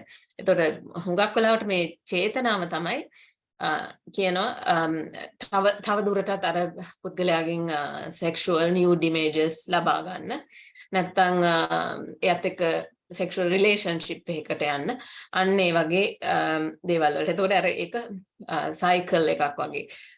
එක මොකක් හරි එක nude image එකක් තියෙනවා දැන් අනිත් පුද්ගලයාගේ ගාව, ඒ තර්ජනය කරන පුද්ගලයා ගාව. ඒ පුද්ගලයා කියන එක පබ්ලිෂ් කරනවා ඔයා තව ඒ වයිබ් නැත්තම් කියලා. ඊට පස්සේ අර අනිත් පුද්ගලයා ඒවට බිය වෙලා, විශේෂයෙන් දරුවෝ මේ වගේ දේවල් වලට අහු වෙන්න පුළුවන්, ටීනේජ් වයසේ ඉන්න අය බය වෙලා තව ඒවා යවනවා. ඊට පස්සේ ඒක අර කන්ටිනියස්ලි එහෙම ත්‍රෙටන් කරනවා. ඉතින් ඒක තමයි ඒ වගේ behaviors තමයි cyber sextortion කියන්නේ. cyber bullying කියන්නේ ගොඩක් පුළුල් දෙයක්. ඒක එක විදිහට වෙන්න පුළුවන්. මේක ඇත්තටම පොඩි ළමයින් ඉඳලා ලොකු අය ඕනෙක් කෙනෙකුට වෙන්න පුළුවන් මේ පීඩාවටපත් කිරීම. ඇත්තට මේකට මම හරියටම translated වචනයක් සිංහලෙන් දන්නේ නැහැ. අන්තර්ජාලය හරහා පීඩාවට පත් කරනවා. මෙතනදී කරන්නේ මේක විවිධ ආකාරවලින් කරන්න පුළුවන්. දැන් සමහර වෙලාවට messages එවනවා. ඒ පුද්ගලයාට අදාළ වින්දිතයාට, ඒ කියන්නේ victimට continuously messages එවනවා, බැනලා එවනවා, එක නරක වචන කියලා එවනවා, insult කරලා එවනවා. ඒ වගේ. ඊට පස්සේ තව තියෙනවා දැන් social media වගේ Facebook groups වලදී, WhatsApp groups වලදී, chat rooms වලදී publicly අරයට එක අපහාස කරනවා. ඒක විදිහක් cyber bullying කරන්න පුළුවන්. තව පුළුවන් fake accounts හදලා එයා වගේ අනිත් පුද්ගලයා වගේ pretend කරලා එක messages යාළුවන්ට එහෙම යවලා අනිත් පුද්ගලයාගේ හොඳ නම හානියක් කරනවා. ඊට පස්සේ gossip spread කරනවා. ඒ කියන්නේ අසත්‍ය ප්‍රචාරය කරනවා. සමහර අවස්ථාවලදී victim ඒ කියන්නේ අර පුද්ගල අනිත් වින්දිතයාට කියනවා එයාව රවට්ටලා ඉවරලා එයාගේ personal information අරගෙන එයාගේ මොකක් හරි වැඩි කාර්යයක් කියන්න කැමති නැති මොන හරි information අරගෙන ඒක හැමෝටම ප්‍රචාරය කරනවා social media ඒ වගේ හරහා. ඒ වගේ cyber bullying කියන්නේ මේ conduct විතරක් නෙමෙයි. ඒක මේ cyber bullying වෙන විදියවල් කීපයක්. හුඟක් වෙලාවට ළමයින් මේ වගේ දේවල් වලට ලක් වෙන්න පුළුවන්. තව conduct another type of online harassment is unwanted, what we call unwanted sexualization. So that means now this covers things like posting sexualized comments about a person's photos or videos, sending a victim unwanted sexual content like nude photos or messages and so forth, making sexual making jokes of sexual nature, asking the victim to engage in sexual talk or sexual acts online, and so forth, right? Then unwanted sexualization කියන්නේ අනවශ්‍ය විදිහට ලිංගික බලපෑම් කිරීම. එතකොට ඒක සිද්ධ වෙන්න පුළුවන් ඒකත් අන්තර්ජාලය හරහා සිදුවන හිරිහැරයක්. ඒක සිද්ධ වෙන්න පුළුවන් සමහර වෙලාවට අර අසභ්‍ය පින්තූර messages එහෙම එක්කෙනෙකුට එවනවා continuously එවනවා. සමහර වෙලාවට social media සමාජ මාධ්‍යයේ මේ පුද්ගලයාගේ photos තියෙනවා නම් ඒ victim කෙනෙක්ගේ photos තියෙනවා නම් ඒවට එක අසභ්‍ය දේවල් ලියලා ඒ කියන්නේ normal photos වලට අසභ්‍ය දේවල් ලියනවා. then ඊට අමතරව නිකන් අනවශ්‍ය අසභ්‍ය විහිළු කිරීම නැත්නම් පුද්ගලයෙකුට නිකන් ලිංගික වගේ විදිහේ කතා කිරීමට ඒ සම්බන්ධ දේවල් කතා කරන්න ෆෝස් කරනවා. ඒ වගේ දේවල් තමයි unwanted sexualization කියලා අපි categorize කරන්නේ. Then cyber stalking is another type of behavior. So cyber stalking means just following someone or pursuing someone using the internet and digital technology, right? So this can happen in various ways again, sometimes by repeatedly sending harassing or threatening messages, and then by monitoring a victim through an electronic device, through a camera or computer. Then sometimes the perpetrator can assume control over the computer of the victim, right? So these are like some ways in which cyber stalking can happen. Then cyber stalking කියන්නේ අන්තර්ජාලය හරහා පුද්ගලයෙක්ව හඹායම් කියන්නේ යව follow කිරීම. ඒතොර මේ දැන් අපි දන්නවා physical world එකේදී follow කරන්නේ කොහොමද කියලා පිටිපස්සෙන් ගිහින් මේ අන්තර්ජාලය හරහා follow කරන්නේ එයාගේ අර internet activities ඔක්කොම බලනවා ඒවා continuously monitor කරනවා ඒවට comment කරනවා and so forth right. So, so that's a very brief introduction or brief overview of certain most common types of online harassment. Now, let me tell you a little bit about the status of online harassment in Sri Lanka. How prevalent is it among the young children, young people in Sri Lanka, right? So now on this slide, I've just put a few studies and few data which I collected. Now, Sri Lanka CERT, I mean, a lot of people, when they have, when they experience this sort of behavior, you know, when they're being threatened or when their photos are being circulated over the internet and so forth, people go to Sri Lanka CERT and make complaints, right? So now, there has been an incremental growth in the complaints that Sri Lanka CERT has received over the past few years. So that's what their reports say, and Shami from CERT will tell you more details about it. Then there have been some studies have been conducted by different parties. And those studies also tell us the percentage. Like, so there was this UNICEF study, which was done using 1,600 children adolescents between 12 to 18 years. And they found 4% of the sample experienced cyberbullying. Cyberbullying, or although they refer to it as cyberbullying, this is not only cyberbullying. They were talking about different types of online harassment in general. So there have been various studies which have tried to sort of measure the percentage of you know, online harassment or the prevalence of online harassment happening in Sri Lanka. So now the percentages you see, like according to the UNICEF study, it's 4%. According to this other study, it's 3.5%, but another study has found that it's 18%.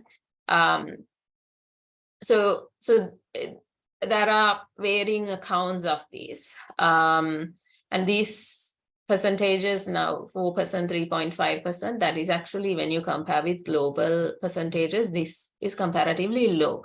But then we shouldn't be rejoicing, or we shouldn't be thinking, okay, we're better than the other countries, and, you know, our children are safer on the internet than in other countries. Because in Sri Lanka, there is this issue of people not really reporting about these experiences. So because of cultural reasons and so forth. So although we say it's 4%, sometimes it might be more, right? මෙම slide එකේදී අතර මම මේ ලංකාවේ තත්ත්වය ගැන පොඩ්ඩක් කතා කරන්න ලංකාවේ කොහොමද කොයිතාක් දුරට මේ අන්තර්ජාලය හරහා සිදුවන හිරිහැර කොයිතාක් දුරට සිදුවෙනවද කියලා කරලා තියෙන මේ පර්යේෂණ කීපයක් ගැන කතා කරන්නේ. ශ්‍රී ලංකා සර්ට් ආයතනයට තමයි හුඟක් මේ අන්තර්ජාලය හරහා සිදුවන හිරිහැර සම්බන්ධයෙන් කම්ප්ලේන්ට්ස් ගොඩක් යනවා මේ ශ්‍රී ලංකා සර්ට් කියන ආයතනයට. ඒ ආයතනයේ දැන් රිපෝට්ස් බැලුවහම ඒගොල්ලන්ට අර පහුගිය අවුරුදු කීපයේ රිපෝට්ස් බැලුවහම ඒ පේනවා මේ ආපු කම්ප්ලේන්ට්ස් විශේෂයෙන් සෝෂල් මීඩියා ගැන සමාජ මාධ්‍ය සම්බන්ධයෙන් ආපු කම්ප්ලේන්ට්ස් වැඩි වේගන ගිහින් තියෙනවා. ඉතින් ඒ වගේම මේ වෙන තව ස්ටඩීස් කීපයක්ම කරලා තියෙනවා. යුනිසෙෆ් ස්ටඩි එකක් කරලා තියෙනවා. ඒකෙන් හොයාගෙන තියෙනවා ළමයි අවුරුදු 12-18 අතර ළමයින්ගේ මේ අන්තර්ජාලය හරහා සිදුවන හිරිහැර percentage එක 4% කියලා. ඒ වගේ විවිධ ස්ටඩීස් මේ සම්බන්ධයෙන් කරලා තියෙනවා. ඇත්තටම මේක ඉන්ටරෙස්ටිං ටොපික් එකක් නිසා. ඒ වුණාට මේ ස්ටඩීස් වල තියෙන ප්‍රොබ්ලම් එක තමයි මේගොල්ලෝ පොඩි areas ගැන තමයි focus කරලා තියෙන්නේ. කියන්නේ සමහර studies central එක province එකක් නැත්නම් provinces කීපයක් එක දිස්ත්‍රික්කයක් ඒ වගේ. එතකොට ලංකාවේ එහෙම තත්ත්වය කොහොමද කියන එක ටිකක් හොයාගන්න අමාරුයි. I think so I myself along with a set of other researchers, we actually conducted a island-wide, we got funding from the World Bank to conduct a study on cyber harassment, online harassment among Sri Lankan youth. So we did an island-wide survey. We surveyed, we collected data from 4,805 respondents.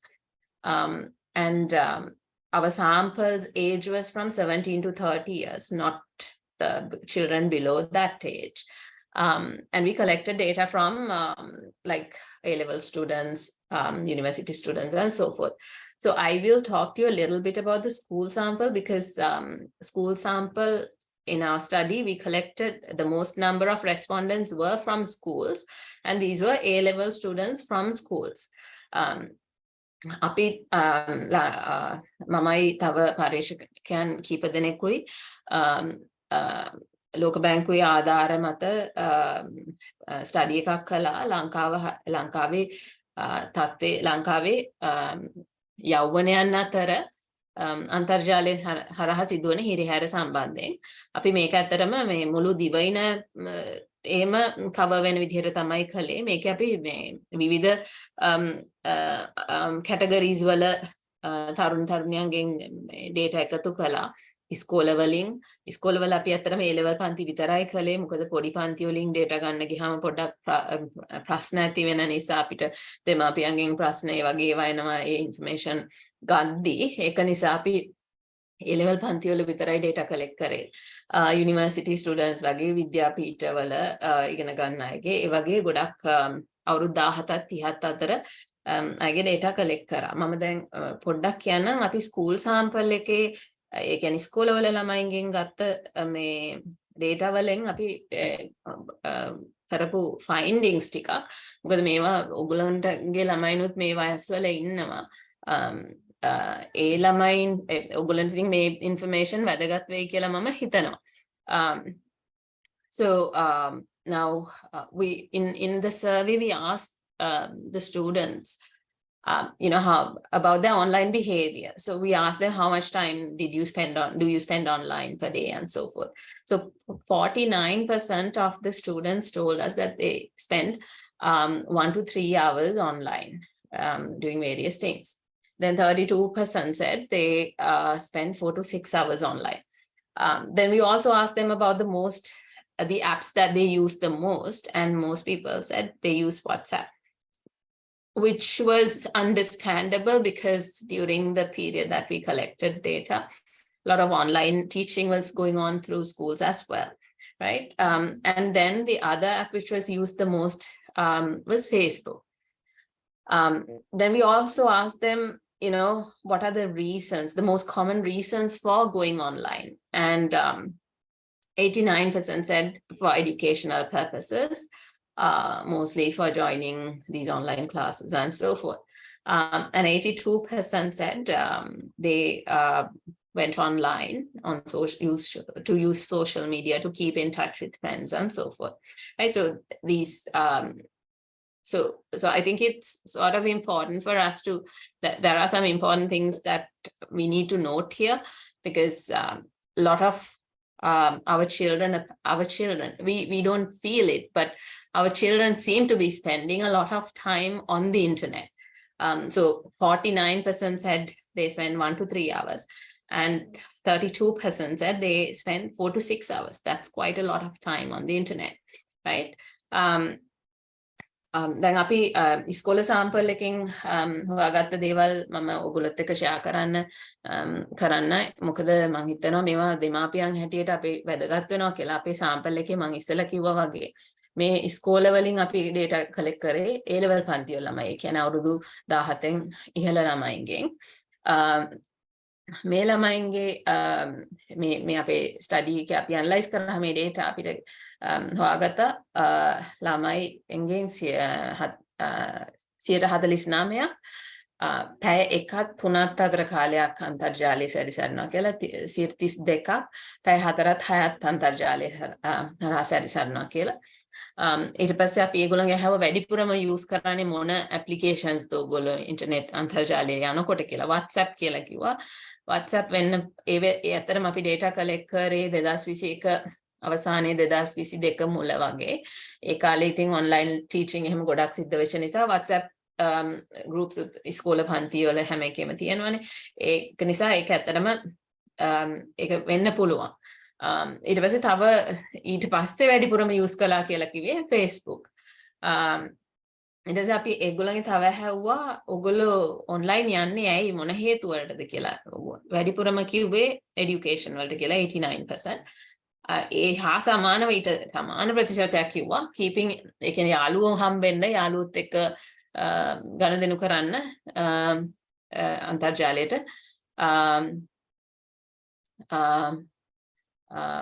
join වෙනවා කියලා.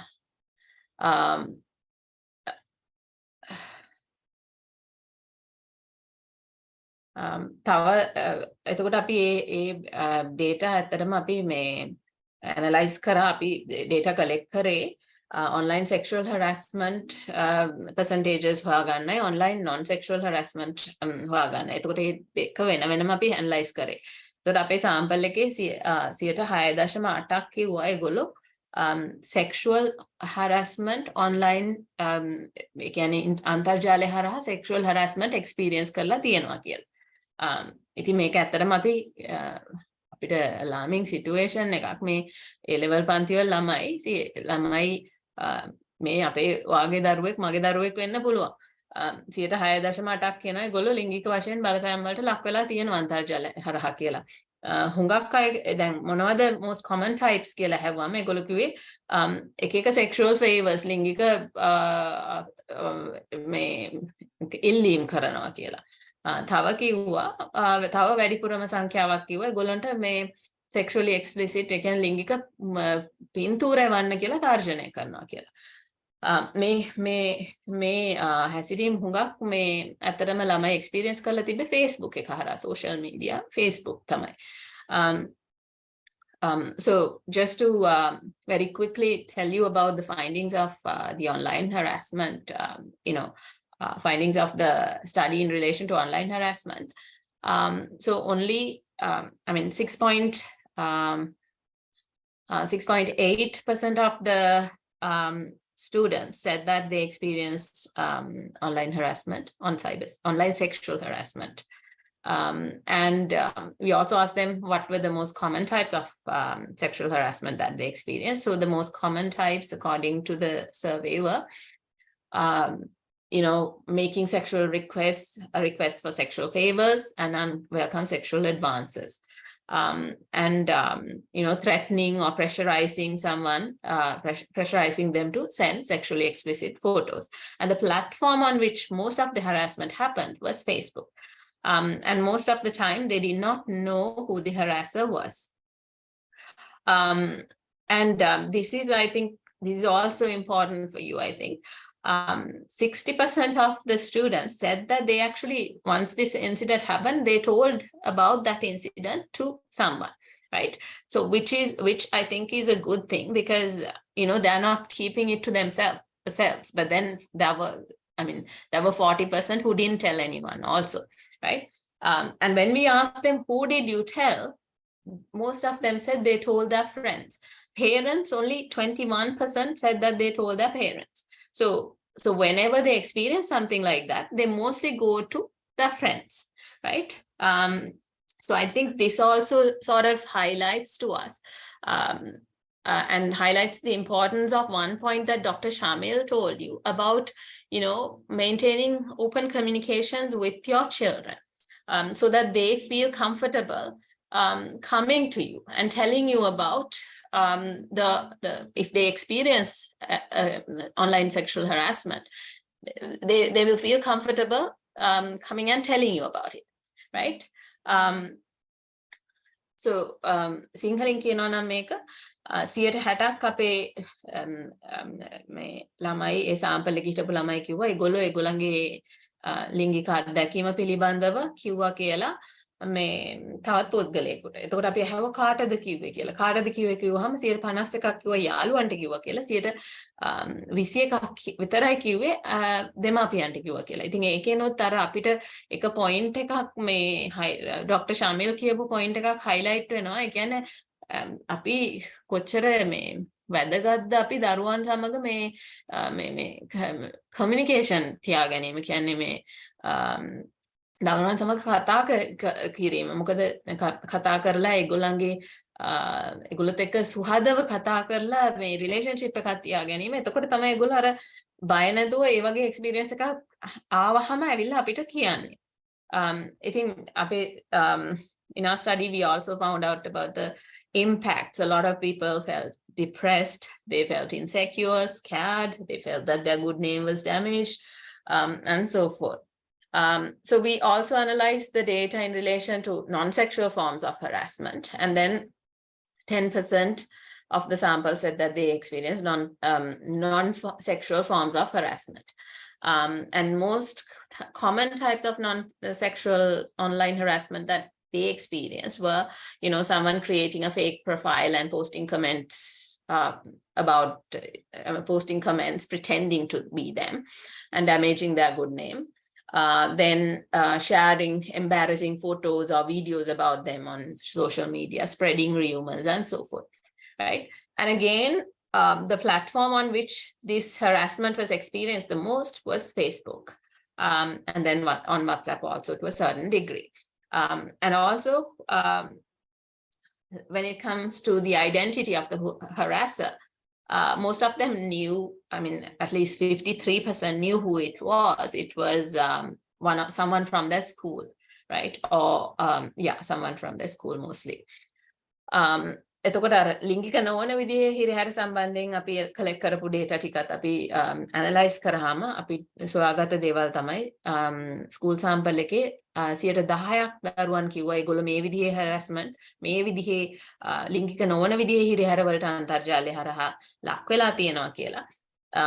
දැන් අපි ඊට පස්සේ අහව මොන විදිහේ හිරිහැරද සිද්ධ වුණේ වාට කියලා. එතකොට කිව්වා හුඟක් වෙලාවට ෆේක් ප්‍රොෆයිල් හදලා මං වගේ එක එක ඒවා ලියලා පෝස්ට් කරලා ඉවරලා මගේ නම කැත කරා කිව්වා. then තව කට්ටිය කිව්වා ඒගොල්ලන්ට ලැජ්ජා හිතෙන විදිහේ ෆොටෝ වීඩියෝ අන්තර්ජාලයේ ෂෙයා කරා කියලා. තවත් 22ක් විතර කිව්වා ඒගොල්ලෝ ගැන විවිධ කටකතා බොරු කතා පරපුරවල ඒගොල්ලන්ට ලැජ්ජා කළා කියලා. මේ හැසිරීමුත් වැඩිපුරම එක්ස්පීරියන්ස් කරලා තියෙන්නේ Facebook එකයි හරහා තමයි වැඩිපුරම WhatsApp එක හරහා තරමක් දුරට එක්ස්පීරියන්ස් කරලා තියෙනවා. දැන් මේ ලිංගික නොවන හිරිහැර හුඟක් කලාවට කරපු එක්කෙනා ඒ ළමයා දන්නවා. එයාගේ ඉස්කෝලේ කෙනෙක් හරි නැත්නම් තව ඉස්කෝලේක බැච්මේට් කෙනෙක් ස්කූල්මේට් කෙනෙක් වගේ තමයි. එතකොට ලිංගික නොවන හිරිහැර ගැන කතා කරාම ඒගොල්ලෝ so we asked them, did you inform about your experience to anyone? Then 72% said that they did, and again mostly they told their friends, and low percentage told their parents, right? I think මේ සම්බන්ධෙන් කාට හරි කිව්වද කියලා අහුවාම කිව්වේ යාළුවන්ට තමයි වැඩිපුර කිව්වේ කියලා අම්මට තාත්තට කිව්වේ 22ක් විතර වගේ තමයි. authorities වලට යන්නේ කියන්නේ පොලිසියට sexual harassment වලත් non sexual harassment වලත් authorities වලට ගිහින් තිබ්බේ බොඩි සංඛ්‍යාවක්. තමඩු සංඛ්‍යාවක්. Right. So that's broadly about the findings of our study, our findings in relation to the state of online harassment in Sri Lanka, right? So let me very briefly talk to you about the laws that are there in Sri Lanka in relation to online harassment, this sort of behavior. Well, actually, we don't have any specific laws addressing online harassment in Sri Lanka. We do have a Computer Crime Act, but it doesn't address this type of behavior, right? But then we do have certain laws, like, there are certain provisions in the penal code that can be used. And then there are provisions in the Computer Crime Act, which are not directly applicable, but which can still be used.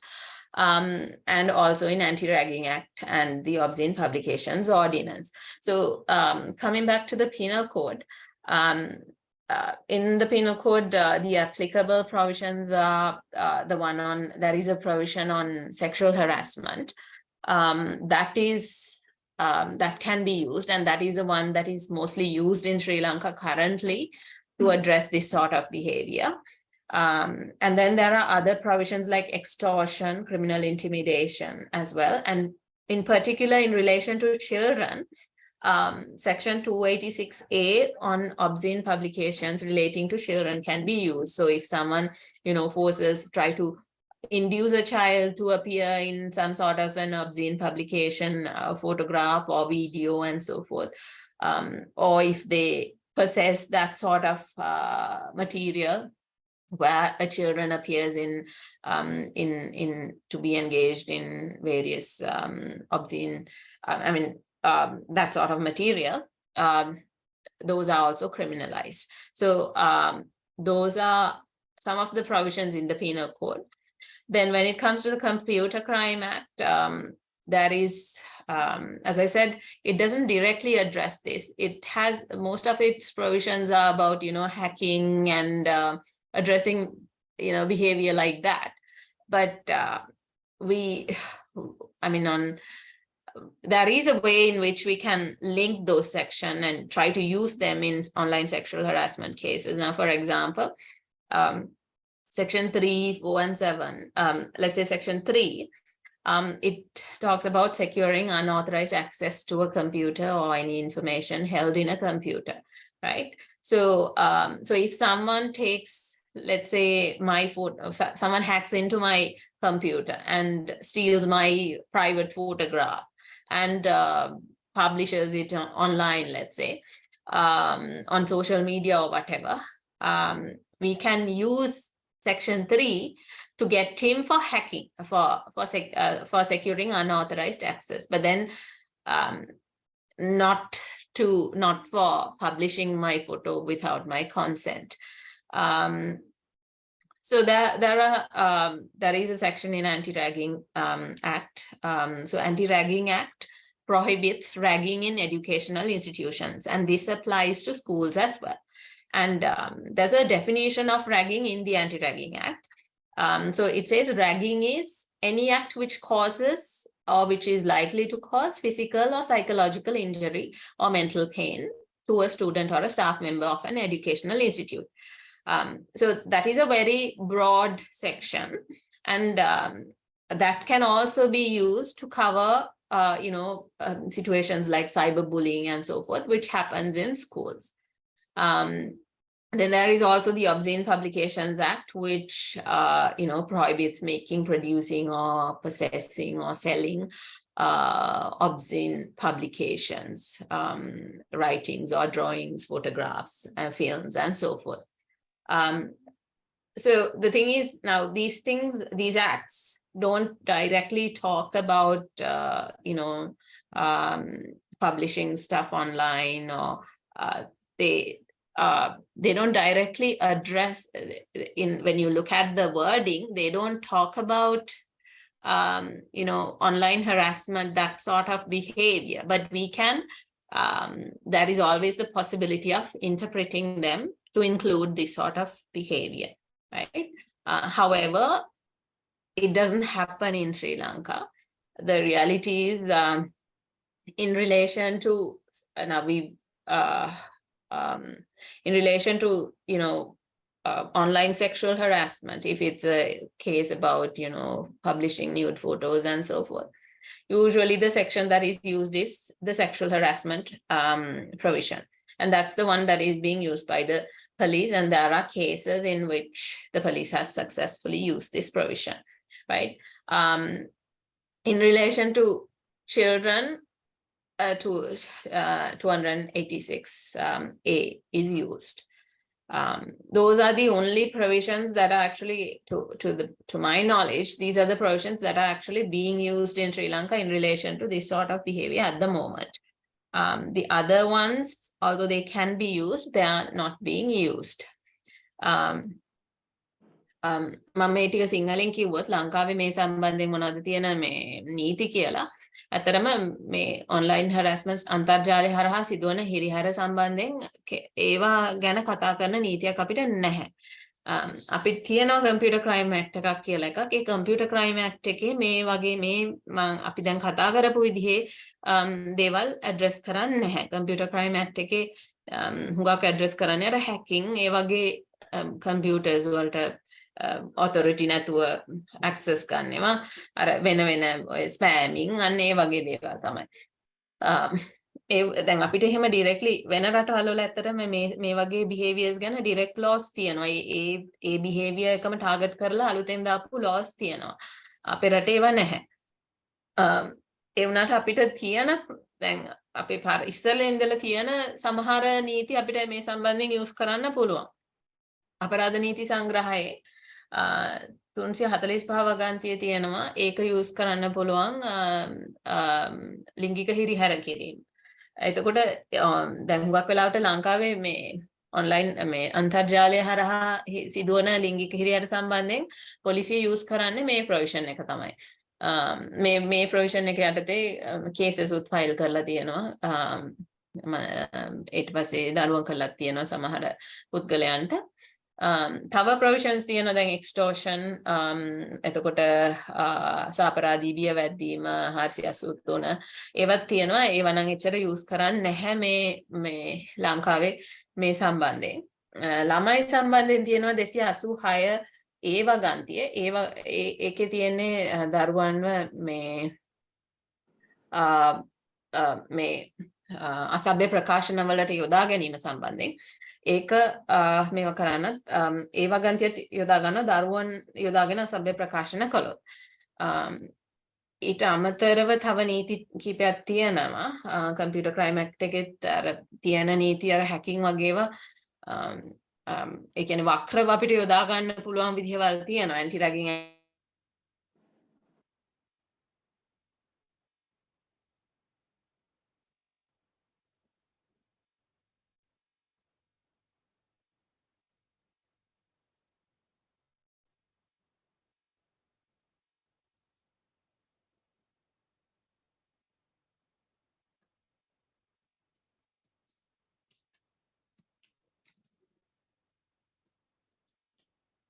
I think something has happened.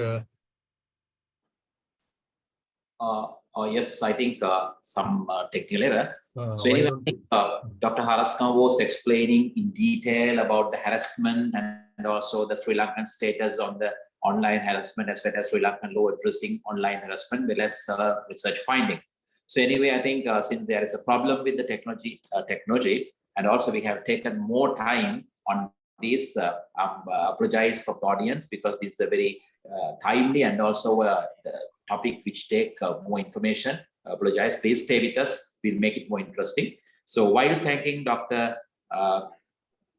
Haraskama, I would like to invite next speaker, that is none other than Shammi Hevamattuma. Just to give a small brief introduction about Shammi. Shammi is the lead information engineer at Sri Lanka Computer Emergency Readiness Team and Coordination Center. So over to you, Shammi, for your speech. Thank you, Suvendra. And I will share my screen. Is it visible? And see, yes. Okay, so today my topic is about your child safety in cyberspace. So first of all, I will speak in English. I will go through all the slides in English, and then after that I will speak in Sinhala as well. But I'm sorry, I will not be able to explain in Tamil because I'm not fluent in Tamil. Since the majority of the stuff that I wanted to tell was discussed during Dr. Shamil's and Dr. Kushanti's presentation, so I will keep my presentation short. And I will much more focus about some of the incidents that got reported to Sri Lanka CERT, and plus if something goes wrong, where you should go. So I will focus on more about those two things. Okay. So today, මම සිංහලෙන් කියනවා නම් එහෙම මගේ අද topic එක වෙලා තියෙන්නේ ඔබේ දරුවාගේ සයිබර් ආරක්ෂාව සම්බන්ධයෙන්. ඒ වගේම මම මුලින්ම මගේ ප්‍රසන්ටේෂන් එක ඉංග්‍රීසි වලින් කරගෙන යන්නම්. ඊට පස්සේ මම ප්‍රසන්ටේෂන් එක ආයි ක්වික්ලි සිංහලෙන් කරන්නම්. මොකද මම මේක පුළුවන් තරම් ෂෝට් වට කරන්නම්. මොකද මට කියන්න ඕන ගොඩක් දේවල් ડોક્ટર ශාමිල්ගේ ડોક્ટર කුෂාන්තිගේ ස්පීචස් වලදී ඒගොල්ලන්ගේ ප්‍රසන්ටේෂන්ස් වලදී ගොඩක් කියවුණා. ඒක නිසා ඒ වගේම අනිත් දේ තමයි මම ගොඩක් ફોකස් කරන්නේ අපේ ශ්‍රී ලංකා සර්ට් එක විදිහට අපිට රිපෝට් වෙච්ච ඉන්සිඩන්ට්ස් කිහිපයක් ගැන මම ඔයගලන්ට එක්ක ෂෙයා කරගන්නම්. ඒ වගේම අනිත් එක තමයි මම කියන්නම් මොකක් හරි ප්‍රශ්නයක් වුණාම ඔයගලන්ට කොහෙටද යන්න ඕනේ ඒව රිපෝට් කරන්න ඕනේ කොහෙටද කියන දේවල් සම්බන්ධයෙන් මම වැඩිපුර ફોකස් කරන්න බලාපොරොත්තු වෙනවා. So going back to my presentation. So as we all know, with the COVID pandemic situation, the parents, they had to give access to the internet and the digital devices to their school children. Okay, so earlier we know we had the parents, they had some limitations giving this internet access and digital devices to their kids, but with this COVID pandemic and all, they had to give access to the internet as well as the digital devices, because it was really important for their education as well. So we know there are a lot of advantages we can get from this using internet as well as these digital devices. But with all these advantages, there are some disadvantages coming through as well. So as Dr. Shamil and Dr. Kushanti spoke, so there are some dangers that comes with this internet and digital devices. So then if I talk a little bit about the threats and challenges that children face in the cyberspace is most of the time, as previous speaker said, they get exposed to different types of offensive websites as well as offensive content. So some of the time, most of the parents, they don't have time to see what their kids are doing using this internet or digital devices. So most of the time they just visit different types of offensive websites sometimes. Okay, so sometimes some kids they just download these things and they share these videos, photographs with their friends. Even then those kids are also get exposed to this offensive content. Okay, so that's one problem. And the other problem is the social media. Okay, so with social media, it can be Facebook, it can be WhatsApp, it can be LinkedIn, or it can be TikTok. Especially these days, the TikTok is playing a huge role in our kids' life. Okay, so these people get our kids, they get exposed to different to start these different types of inappropriate connections, because they are kids, they do not know like real dangers out there. So since they see a friend request, they are not just like thinking twice, just accept those things. But sometimes in the profile picture, it sees they see a school kid, another school kid, but in the back end there can be someone else, an adult who's acting or impersonating a kid. So but kids, they do not understand that. They just accept the friend request, and then after accepting the friend request, that maybe that adult or that other person is sending like different types of messages, different types of requests. So kids get into inappropriate connections in that way. Then the other problem is this identity theft and personal information about children. So we call it impersonation as well. When it comes to identity theft, sometimes the kids, they do not know how to secure their accounts. They do not know about these privacy settings or security settings of these different types of applications. So they just post everything they see. They just like post their photos, videos, and their sensitive information as well as on these social media platforms. So then the other people, so the outsiders, since sometimes they are not like setting up the audience also, the others can look into this personal information, photos, videos, and they download these things and they can create fake profiles out of these things, and they will act as that kid. So that's another problem. This is not just for kids. This is also, these things are happening to the adults as well. But since the topic is about kids, I'm like focusing on the kids side. Then after that, the cyberbullying, those stuff, even in the other two speakers talk about those things, online bullying, harassments, and abuses. So sometimes even kids are not like getting abused from outsiders. Sometimes within the like friend circles, they get abused, they get cyberbullied, they get harassed. Okay, so that's another problem. And the next thing is, when our kids, when we give them these digital devices and internet access, they get addicted to that. Then the usable time that they can use to like focus on the educational work will waste because of this online games and online videos and different types of inappropriate or unnecessary websites. So the things that they can do, the value like important or valuable things that they can do with their time get wasted because of the usage of these different pointless gaming and stuff, etc. So then after that, I will talk about some advices that in Sri Lanka. So I told you, you know, that I'm working at Sri Lanka CERT. Sri Lanka CERT is a government agency. Actually, it's we are working under the Ministry of Technology. And if you have any kind of cybersecurity incident, you can report to us.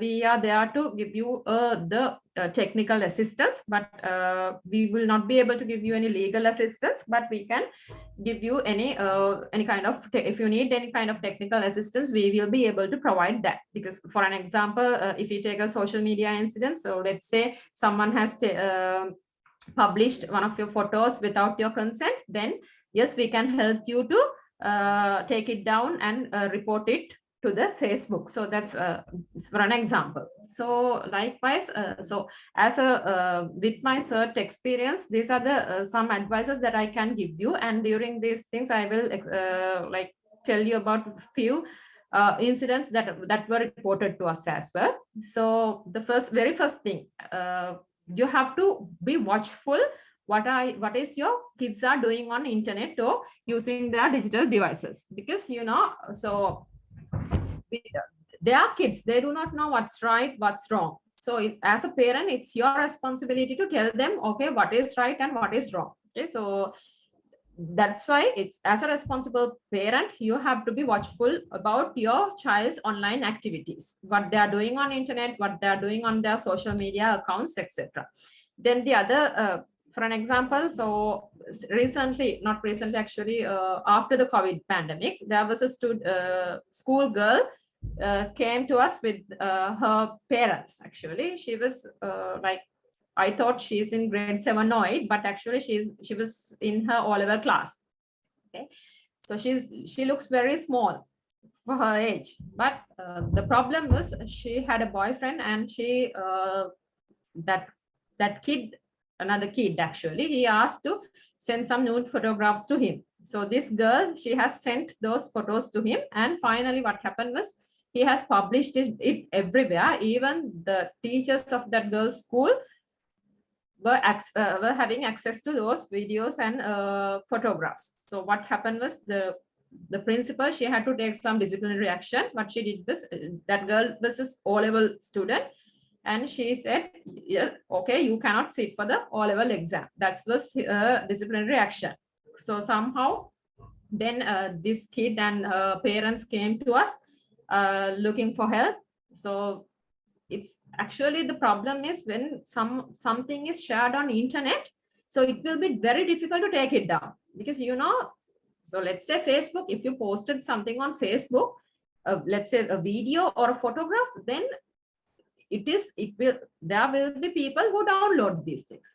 So we cannot say, okay, we can complain Facebook and we can ask them to take it down, but still the people who have downloaded that video, it is still with them. So if they want, they can publish it again. Okay, so that's why you have to teach your kids. Okay, so when you're posting something, you have to think twice. Okay, so if you're posting something that will embarrass you later, or that will put you into some kind of trouble, then do not do it. Do not post it. So it's your duty to educate themselves, your kids, right? Because they are like, it's a new world to them. Okay. So even they do not know what's wrong, what is right. So you can teach them. So for that, what you have to do is you have to get yourself educated. It's very important. So to educate or make aware your kids, you have to be educated first.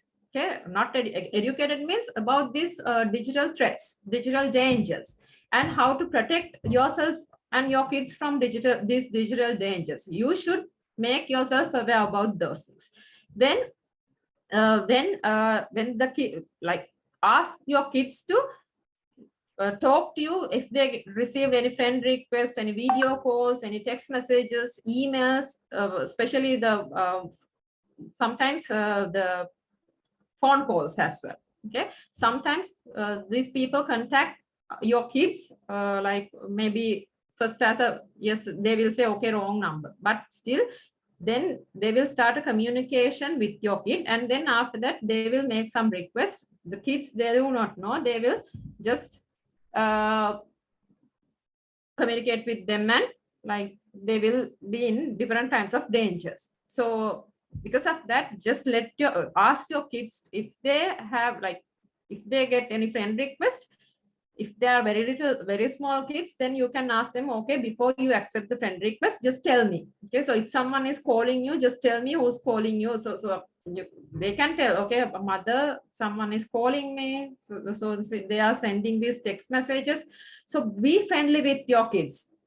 Okay, so then they will reach you. So do not like scold them. Do not like make them afraid of like coming to you. So the very first thing is be friendly with them, talk to them, and like talk to them about these dangers. Then they will know these things. Be open with them, and then just ask them, okay, so let me check your friend list, and go and check it with them. Sit with them and just check those things. Okay, so let me see. Okay, you can say, okay, son, come here. Let's see who are your friends on your WhatsApp group, who are your friends on your Facebook account. Likewise, just be friendly with them and be a friend to him or her, and then check those things. Time to time, check their phones, check their digital devices, to whom they are texting, to whom they are messaging. Maybe it's Facebook Messenger or just text messages or WhatsApp, Viber. Just check their messages. That's a good point. Then if something is going wrong, you will be able to see it. Then so that's what I mentioned earlier. So you can like talk to them and just get their opinion. Okay, so who's like what they are talking about, what his or her friends are talking about. Likewise, you can just talk to them. And then the other thing is device security as well as account security. So when like usage of passwords, those things you should be aware about. All these things. So to first of all, secure your accounts. It can be your Facebook accounts, email accounts, or any other accounts. So you should know how to secure your accounts, plus how to secure your devices. Then secure your accounts and your devices as well as your kids' devices and their accounts. So just teach them how to create a strong password. Okay, so and let them know, okay, so if you share your passwords with others, then what will happen? Okay, so ask them not to share their sensitive information with others. So likewise, first of all, educate or make yourself aware about cyber hygiene. Then after that, you can educate your kid as well. Then after, the other thing is the usage of multi-factor authentication. So multi-factor authentication means, so let's say, let's take your Facebook account. So you have to use a username and a password to log into your account. So if someone is trying to log into your account using your, let's say someone has stolen your username and the password. Then if he's trying to log into that your account using your username and the password, then if you do not use this multi-factor authentication, they will be able to log in. But if you enable this multi-factor authentication, then they will not be able to do that, even though they have your password and the username. Why? because when they are trying to log into your account using your username and the password, a code will be sent to your mobile. Okay, if you have enabled multiple, that's just a single example. Then if he or she wants to log into that account, then they have to have that code with them, but it is not with them because it came to your phone, right? So likewise, I'm just giving you some few examples. So likewise, you have to practice this safe and cyber hygiene measures. Then after that, I talked about the device security as well. So you have to know how to secure your devices, because when you are like, when I talk about this device security, what you have to do is your operating system, it should be a genuine one. The software that you use, those should be genuine ones. Okay, do not use pirated copies. Okay, then after that, you have to use a virus guard. Okay, so and not using this genuine copies is not enough, but you have to make sure you update this operating system software and virus guards regularly. Okay, so if you do not update this software, then it is useless, because we call it fixing patches. Okay, so you have to, if your devices are getting connected with the internet, you have to make sure you have this virus guards on and firewalls on. Okay, and you use a strong passwords to protect your devices, such as the strong pin for your phone and strong password for your laptop or desktop, likewise. Okay, and the other thing is, do not share your usernames and passwords with unknown people, but your kids' usernames and the password, you should know those things. Ask them to share their usernames and passwords with you. Then time to time, just log into their accounts and see what they are doing. And the other thing is, what you can do is, you can check their browser history without their knowledge. Okay, so just take their devices, and you can, in Google, if you the Chrome, Firefox, or Internet Explorer, or whatever the browser they use, just go to their browser and check the browser history without their knowledge. Then you can see, okay, what type of websites they are visiting. Okay, so likewise, then after that, what you can do, another thing that you can do is enabling privacy settings and security settings in all the apps that you use. It can be Facebook, it can be Google, it can be WhatsApp. There are security settings and privacy settings provided. So get yourself knowledgeable about these privacy settings and security settings. Then after that, like, ensure your safety and your kids' safety by enabling these privacy settings and security settings in a proper manner. Okay. Then after that, as our previous speakers spoke, you can have this parental controls enabled. Okay, so in all the applications, it can be YouTube, even in POTV. Okay, so there are parental controls.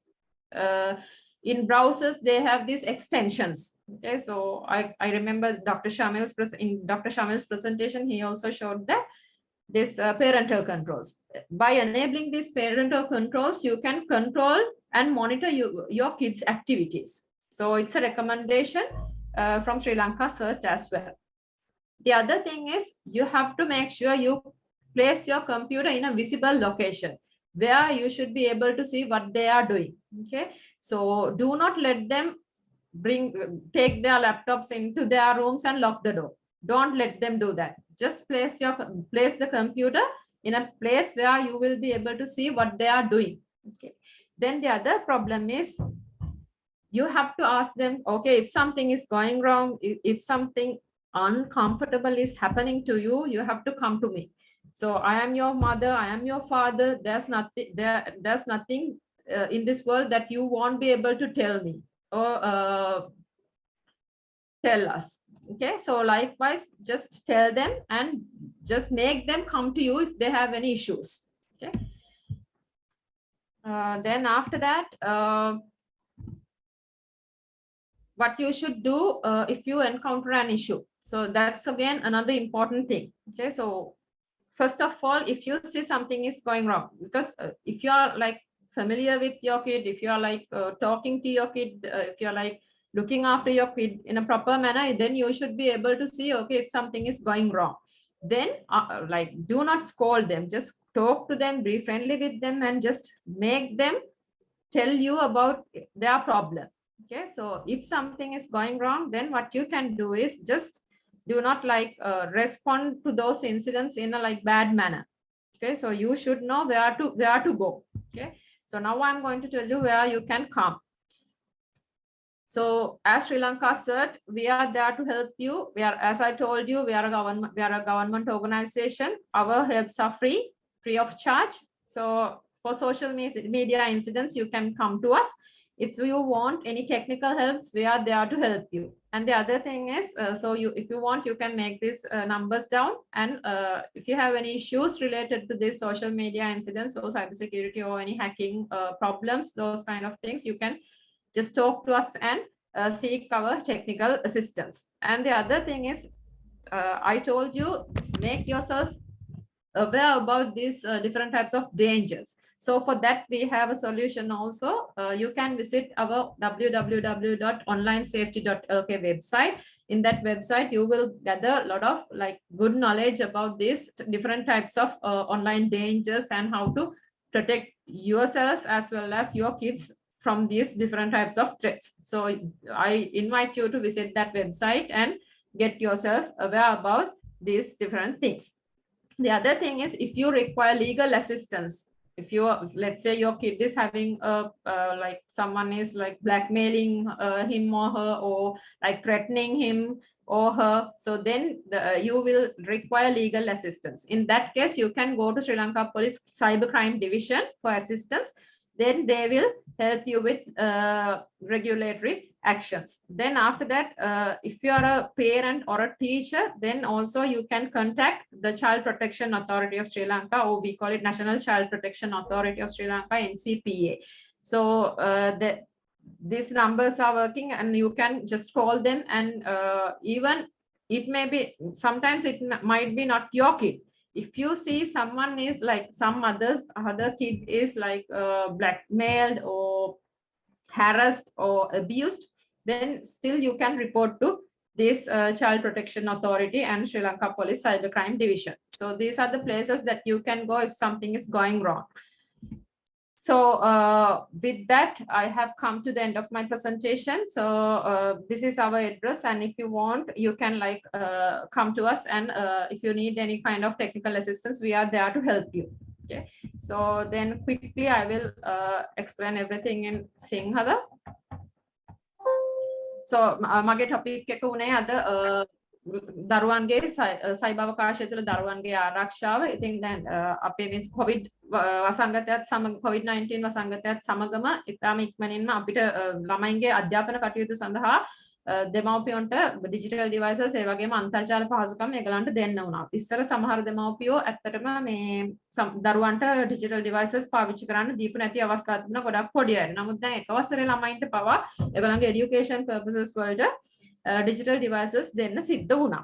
ඉතින් ඒකත් එක්කම ගොඩාක් advantages හම්බ වෙනවා. අපිට ගොඩාක් වාසිසහගත තත්ත්වයන් ඇති වෙනවා. නමුත් ඒ වගේම තමයි ගොඩාක් අවාසිදායක තත්ත්වයන්ොත් අපිට අපේ දරුවන්ට මුහුණ පාන්නට සිද්ධ වුණා.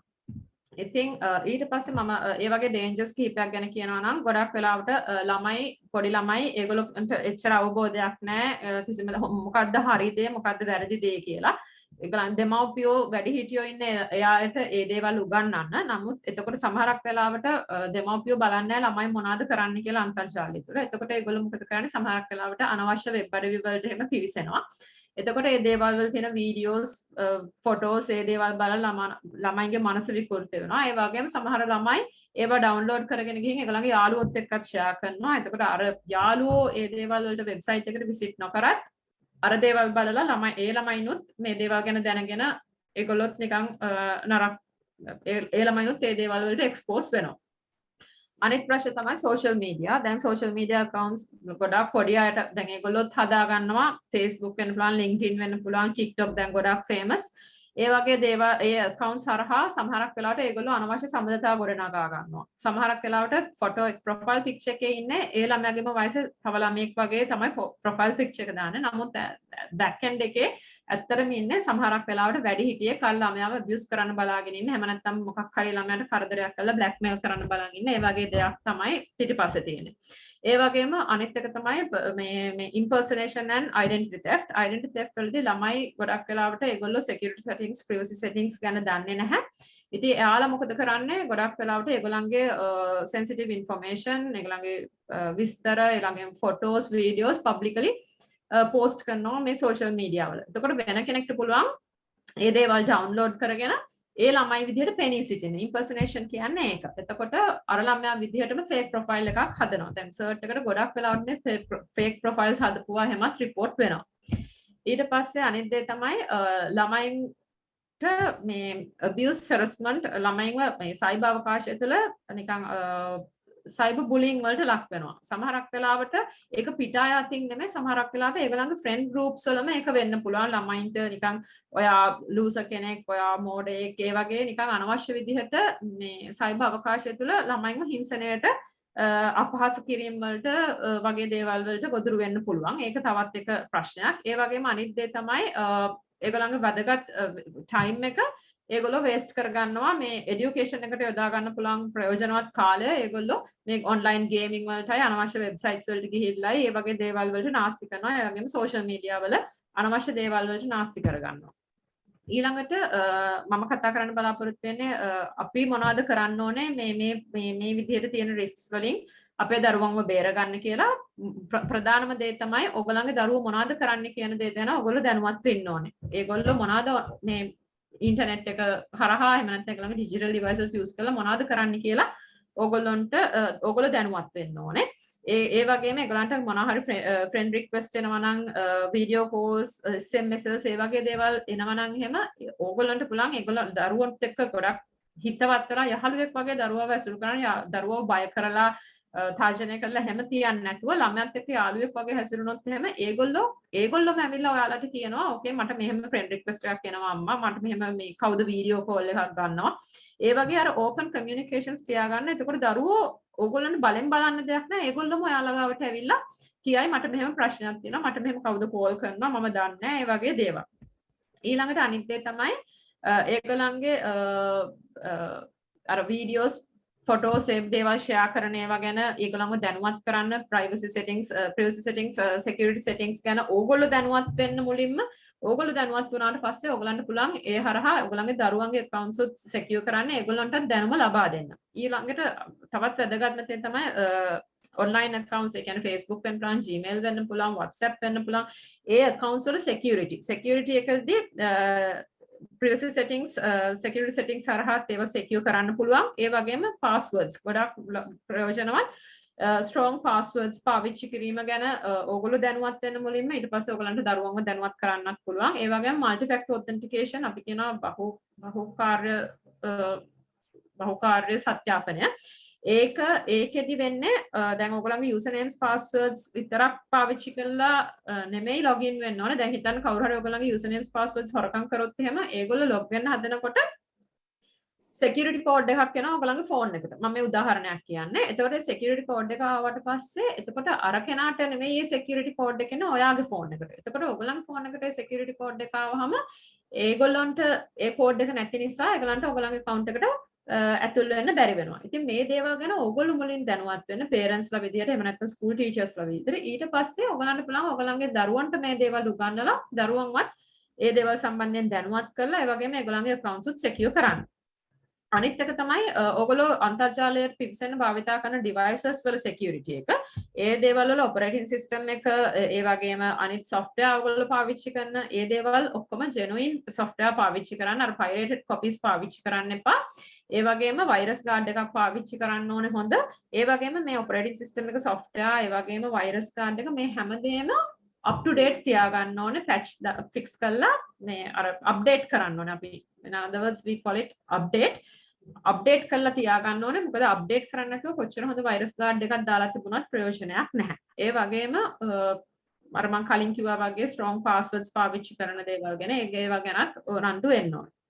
අනිත් එක දරුවන්ට උගන්වන්න ඒගොල්ලන්ගේ usernames passwords වගේ දේවල් අනිත් අයත් එක්ක share කරගන්න එපා. ඒවා sensitive information ඒවා කාටවත් share කරන්න ඒවා නෙමෙයි කියලා. නමුත් ඒගොල්ලන්ගේ usernames passwords පිළිබඳව ඕගොල්ලෝ දැනගෙන ඉන්න as a parent දැනගෙන ඉන්න ඒ වගේම විටින් විට ඒ usernames password පාවිච්චි කරලා ඒගොල්ලන්ගේ accounts වල log වෙලා ඒගොල්ලෝ මොනවද කරන්න කියලා බලන්න. ඒ වගේම browser එක ගත්තම browser එකේ history එක බලන්න පුළුවන්. ඒ browser එක history එක ඒගොල්ලන්ට වරෙන් වුණත් කමක් නැහැ. ඔයගොල්ලෝ ගිහින් බලන්න මොනවද ඒගොල්ලෝ ඒකේ කරන්නේ මොන වගේ websites ද ඒගොල්ලෝ visit කරන්න කියලා වගේ දේවල් ඕගොල්ලන්ට බලන්න පුළුවන්. අනිත් එක තමයි parental controls කලින් speakers දෙන්නත් Dr. Shamil Dr. Prashant ඒගොල්ලෝගේ speeches වලත් කිව්වා ළමයින් abuse වෙන හැටි ගැන එහෙමත් කතා කරා. එතකොට මේ දේවල් වළක්ව ගන්න parent ඒ වගේම ළමයි අනවශ්‍ය websites වලට නිරාවරණය වෙන දේවල් වගේ දේවල් වළක්ව ගන්න ඇත්තටම මේ parental controls දාන්න පුළුවන්. අපේ browsers වල parental controls තියෙනවා extensions විදිහට ඒවා පාවිච්චි කරන්න පුළුවන්. ඒ වගේම දැන් ඔය POTV වල Amazon TV ඒවයි උනත් parental controls තියෙනවා. ඒවා සම්බන්ධයෙන් දැනුවත් වෙලා ඕගොල්ලන්ගේ දරුවන්ගේ ආරක්ෂාවට ඒවා පාවිච්චි කරන්න.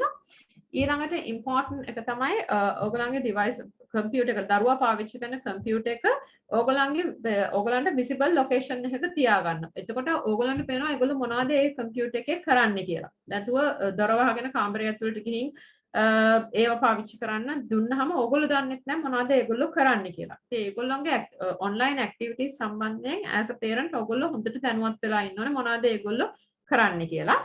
ඊළඟට අනිත් දේ තමයි දරුවන්ව දැනුවත් කරන්න මොකක් හරි ප්‍රශ්නයක් තියෙනවා නම් ඩිරෙක්ට්ලි ඕගොල්ලන්ට ඇවිල්ලා කියන්න කියලා මේ අර ડોક્ટર කුෂාන්ත එක්ක ගොඩක් අය කියන්නේ ෆ්‍රෙන්ඩ්ස්ලාට කියලා. ෆ්‍රෙන්ඩ්ස්ලාට නෙමෙයි තමන්ගේ දෙමව්පියන්ව වැඩිහිටියන්ව මේවා සම්බන්ධයෙන් දැනුවත් කරන්න කියලා දරුවන්ව දැනුවත් කරලා තියන්න.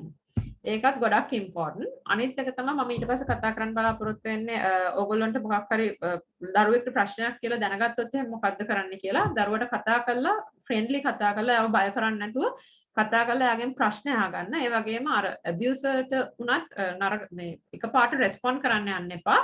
ඒක නිවැරදි විදිහට රෙස්පොන්ඩ් කරන්න. මොකද නැත්නම් එහෙම අනවශ්‍ය ප්‍රශ්න වලට ඕගොල්ලන්ට වගේම දරුවටත් මොන පාන සිද්ධ වෙන නිසා. ඊළඟ මොන හරි ප්‍රශ්නයක් තියෙනවා නම් ඕගොල්ලන්ට ටෙක්නිකල් සපෝට් ඕනේ නම් ඕගොල්ලන්ට පුළුවන් ශ්‍රී ලංකා සර්ට් ආයතනයට එන්න. අපි ගවර්න්මන්ට් ඕගනයිසේෂන් එකක්. අපේ සර්විසස් free of charge. එතකොට උදාහරණයක් විදිහට මොන හරි social media accounts වල take down කරන්න ඕන නම් දැන් ඔයගොල්ලෝ අකමැති ෆොටෝ එකක් කවුරු හරි publish කරලා තියෙනවා නම් ඒක report කරන්න කොහොමද ඒ වගේ දේවල් වලට technical support අපිට දෙන්න පුළුවන්. නමුත් අපිට legal assistance මුකුත් දෙන්න බෑ. අපිට ඒ සඳහා බලය නැහැ. ඒ වගේම ඔයගලන්ට වැඩි විස්තර වැඩි තොරතුරු මේ awareness ගැන විස්තර අවශ්‍යයි නම් ඔයගලන්ට පුළුවන් online safety ගැන දැනගන්න. online safety ගැන දැනගන්න මේ onlinesafety.lk website එකට පිවිසෙන්න. ඒ වගේම අනිත් එක තමයි මොන හරි legal assistance අවශ්‍ය නැහැ ශ්‍රී Lanka police cyber crime division එකට ඔයගලන්ට කතා කරන්න පුළුවන්. ඒගොල්ලෝ ඔයගලන්ට legal assistance ලබා දෙනවා. ඒ වගේම අනිත් දේ තමයි national child protection authority එක. national child protection authority එකට උනත් ඔයගලන්ට මොන හරි ප්‍රශ්න තියෙනවා නම් දරුවන්ගේ ප්‍රශ්න report කරන්න පුළුවන්. ඒගොල්ලන්ගේ details උත් මම මේකේ දාලා තියෙනවා. ඒ වගේම මේ අන්තිම ස්ලයිඩ් එක මේ ඔයගලන්ට ශ්‍රී ලංකා සර්ට් ආයතනයේ සහාය අවශ්‍යයි නම් මේ details හරහා අපිව contact කරන්න පුළුවන්. Thank you very much. Thank you, Ms. Shammi Yamadduma. It was a very in detail and also depth explanation about how we can protect our children. As parents, I think we have an active role to protect and monitor our children. And also all three panelists, they have given their view on various aspects and various perspectives. And I hope this session would have given you very, very informative information. And also you will be able to directly use certain things at home to protect your children. So without making much of the time, I understand that we have taken a little bit of more time because of the importance and the in-depth discussion about the topic. I would like to go for the final session, the final segment of the webinar, that I need to ask from each panelist, what is their take-home message for our audience today? So let me start with Dr. Shammi. Shammi, what is your take-home message? If you can give it in a very short period, I'll be grateful to you.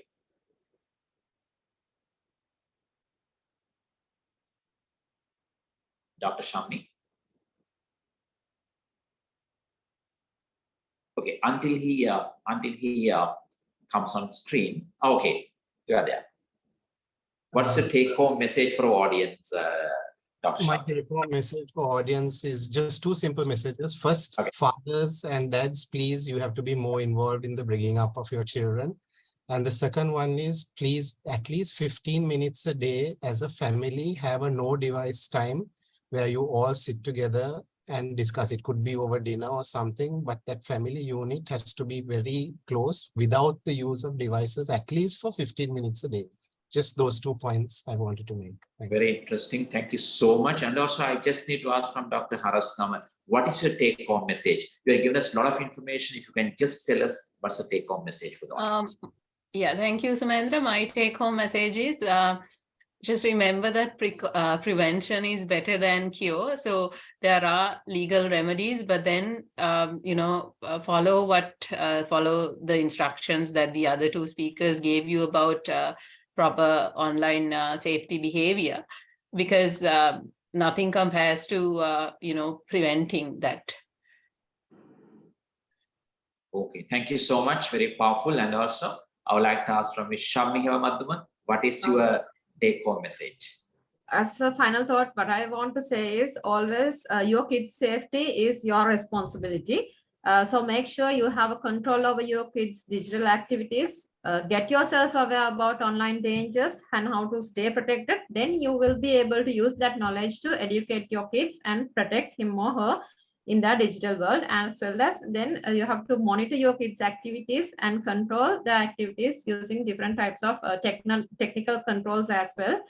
Such as parental controls. So that's what my message is. Thank you very much, Ms. Shammi. And also, actually, in the parenting digital space today plays significant roles, and your thoughts and your inputs will definitely be eye-opener for all the parents, because sometimes parents use digital space for various things to get things done, but now we know how to use it. Thank you very much for all the panelists. And also, I would like to invite the chairperson of the CPM Professional Women's Chapter, Ms.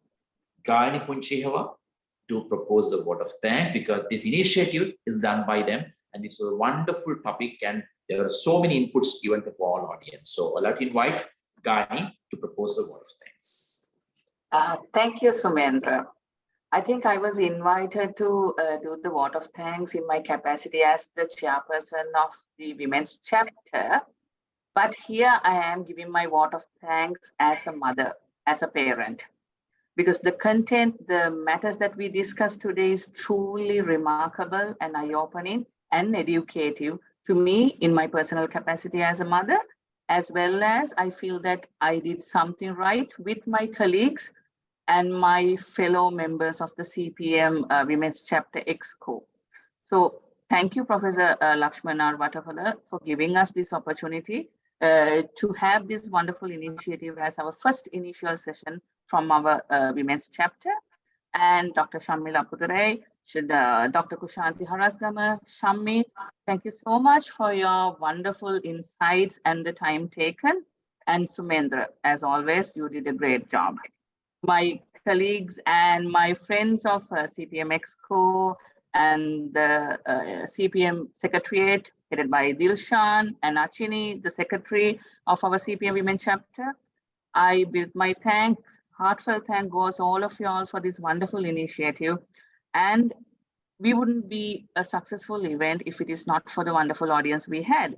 Unfortunately, I think we undermined the depth and the length of this topic. So we ran a little bit more than the time intended. But I believe that the audience found this discussion most insightful, and definitely we will look into ways of continue this dialogue. Thank you so much for your time, as well as wish you all a pleasant evening. Thank you very much, everyone. Thank you. And also, I think there was a very interesting and fruitful discussion. So let's protect our children with these thoughts. So wishing you all the very best and have a very pleasant night. Good night. See you again. Thanks.